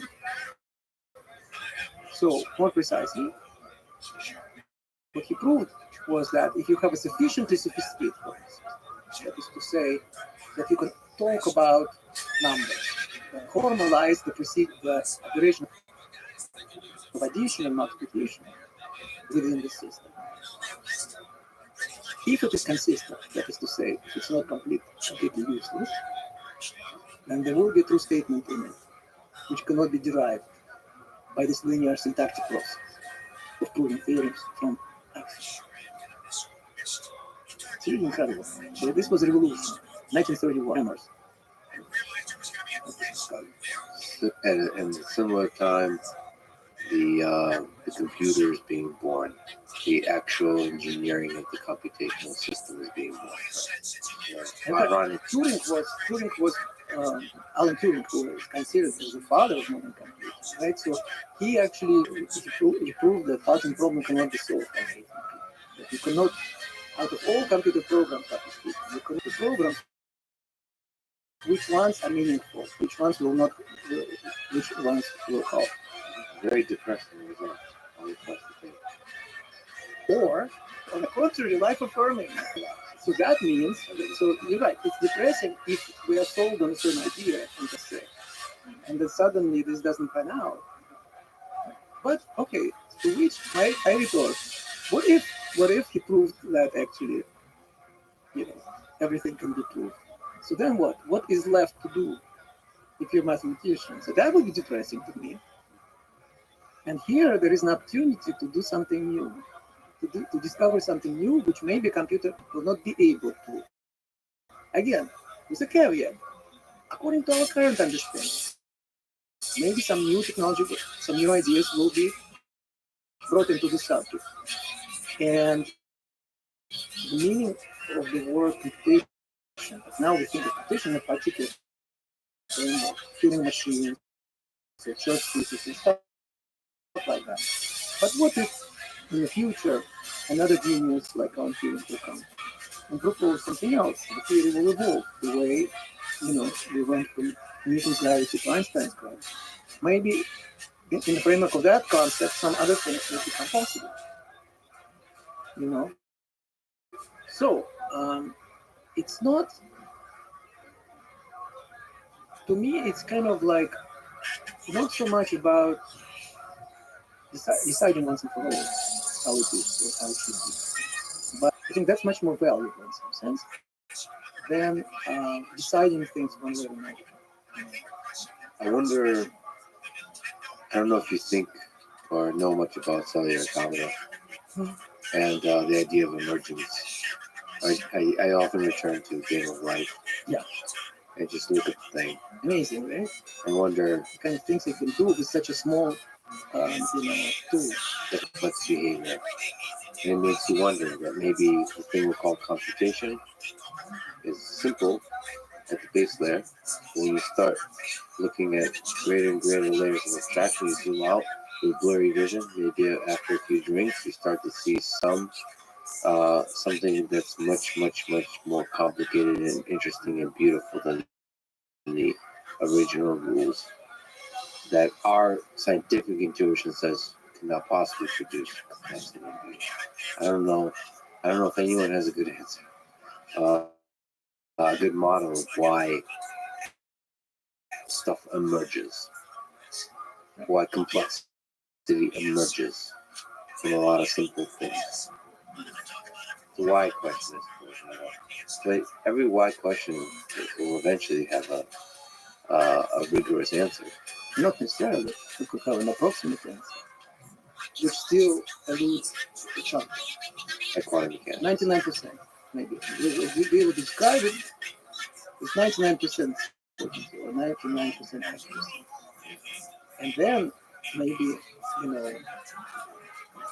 in how it is for next year, somebody will come up with a different point of view, which suddenly will change. One thing that I find fascinating, speaking of paradoxes and so on. Do you remember how everybody was freaking out about this blue dress? And the blue, was it blue or was it black? Yeah. It was yellow, I think yellow and white or black and blue. It almost broke Twitter, Yeah. remember that, Yeah. that night. So there are many examples like that, where you can perceive things differently, and there's no way of saying which is correct and which is not. For instance, you got this vase, another perspective, two faces. Then there is this dark rabbit picture, where you can Google it. If somebody doesn't know, you can Google it and find it very easy. Actually, Ludwig Wittgenstein devoted several pages to that rabbit. And so on. There are many others. There are like the squares where you can see the different perspectives. This way makes sense.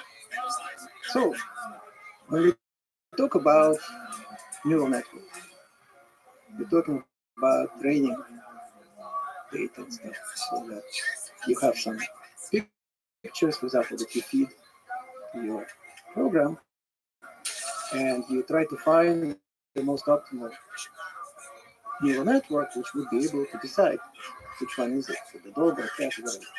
But sometimes it doesn't have a definite answer. So what do you do then? So actually, it's a question. I guess we don't know. Has modern AI even come to appreciate this question? That actually sometimes you can have a picture in which you cannot say what it is in it. From one perspective, it's a rabbit. From that perspective, it's a duck. How are you supposed to train? If you have a neural network, it's supposed to distinguish between ducks and rabbits. How is it going to process that? I was just to say there's this X probability that it's a duck and this probability that it's a rabbit. So I would say there's no given percentages. For instance, actually, at some point I was really curious about it, and I looked. And for each picture of this nature, and there are a bunch of them you can easily find online, my mind immediately interprets it. So I could just train my mind, train my eyes, and stare at it and try to see it in a different way. And sometimes I could see it right away, and then I could go back and forth between the two. And sometimes it took me a while for some people. So in that people immediately see it this way, some people need to see it that way, and I think that nobody knows. Not psychologists, not neuroscientists, not philosophers, what to make of it. The best answer, of course, as a scientific mind, even though I say, no, don't look for interpretation, leave some place for mysticism, for mystery, right? I say that. But of course, I want a theory, I want an explanation. So the best explanation I find is from Niels Bohr's complementarity principle. So it is like particle and wave, that there are different ways to look at it. And when you look at it in a particular way, another side will get through. Think about it like the other side of the moon, you know? So like we're observing the moon from one side, and then we don't see the other side. There is a complementary perspective where we see the other side, but not the side we normally see. But the moon is the same. It's still there. It's our limitations of being able to grasp the whole. That's complementarity. And we know that from quantum mechanics that our physical reality is like that. Rather than being certain, rather than being one way or another. But we should just, as a small aside, in terms of neural networks, mention that at the end of the day, there's humans who's built on top of humans. Or with ChatGPT, that's using reinforcement learning by human feedback. We're actually using a set of humans to teach the networks. And that's the thing that people don't often talk about because, or I sometimes think about that those humans all have a life story. Each human, that annotated data, they have a life story. They grew up, they have biases. The biases, there's some things that they like, there's some things they don't like, which can kind of appear under the radar screen. They may not be aware that they are exercising. That's the point. What you brought up is a very important issue here. Not so much issue, but it's not a bug, it's a feature. That implicit in the discussion of the question is thinking computation and so on, is the idea that our conscious awareness covers everything within our psyche. And we just know that that's not the case. We have, all of us have observed other people who had sort of destructive tendencies. So obviously, they did things destructive for themselves. And many of us have observed ourselves doing that as part of human nature, right? So, and there is great research in analytic psychology and, you know, in the past 100 years, strongly suggesting, if not proving, the existence of what Carl Jung called the personal unconscious and also collective unconscious. It's a kind of circle of ideas which are under the radar screen, which lead us to some strong emotions and inspire us to act in certain ways, even if we cannot really understand. So if we accept that, then the proposition that somehow everything can still be covered by our actions, which are totally kind of neutral and totally like righteous and totally conscious, that it becomes very tenuous. Let me ask you some tricky questions Uh-oh. in terms of how big they are. In terms of how, you know, they become difficult because of how much of a romantic. What to you is the most beautiful idea in mathematics? Another one we can ask is, which is, Well, I mean, I may have just broken your brain the, because what your brain is doing is walking down a long memory lane of beautiful experiences. well, you see, in mathematics, we have this idea that we have an idea of a set, right? So the collection of things, for instance, you know, the set of tables, the set of chairs, and so on, outside of microphone. But could be a set of numbers, could be a set of ideas, could be a set of formulas, mathematical equations. And then we have the notion of an ordered set, ordered, like the set in which there is order, which means that for every two members of the set, you will say which one is better than the other, or greater than the other. For instance, all numbers are ordered. 5 is greater than 3, 5 is less than 7, and so on. But not all sets are ordered. So the set of beautiful theorems is not ordered. Beautiful equations is not ordered. So in other words, there are many tests to prove it. And so Richard Feynman chose one, which I think one of the best is that you take E, pi, you have E in it, the basic natural logarithm. You have pi, I, which is square root of -1. And the result is -1. So that's up there for sure, in the pantheon of beautiful formulas, you know, that I think pretty much every mathematician would agree. I don't know what my favorite one is. Just lingering on that one. What is identity? What makes it beautiful? Just a few symbols together. Find what is beautiful about mathematics. That is laid in there in this particular equation that is somehow revealed when the human eye looks at it. Hmm. Why is it beautiful, do you think? Pi. There is an Pi. element of surprise. How is it possible? We always think of pi as the ratio between the circumference of a circle and its diameter. Here, we are taking some number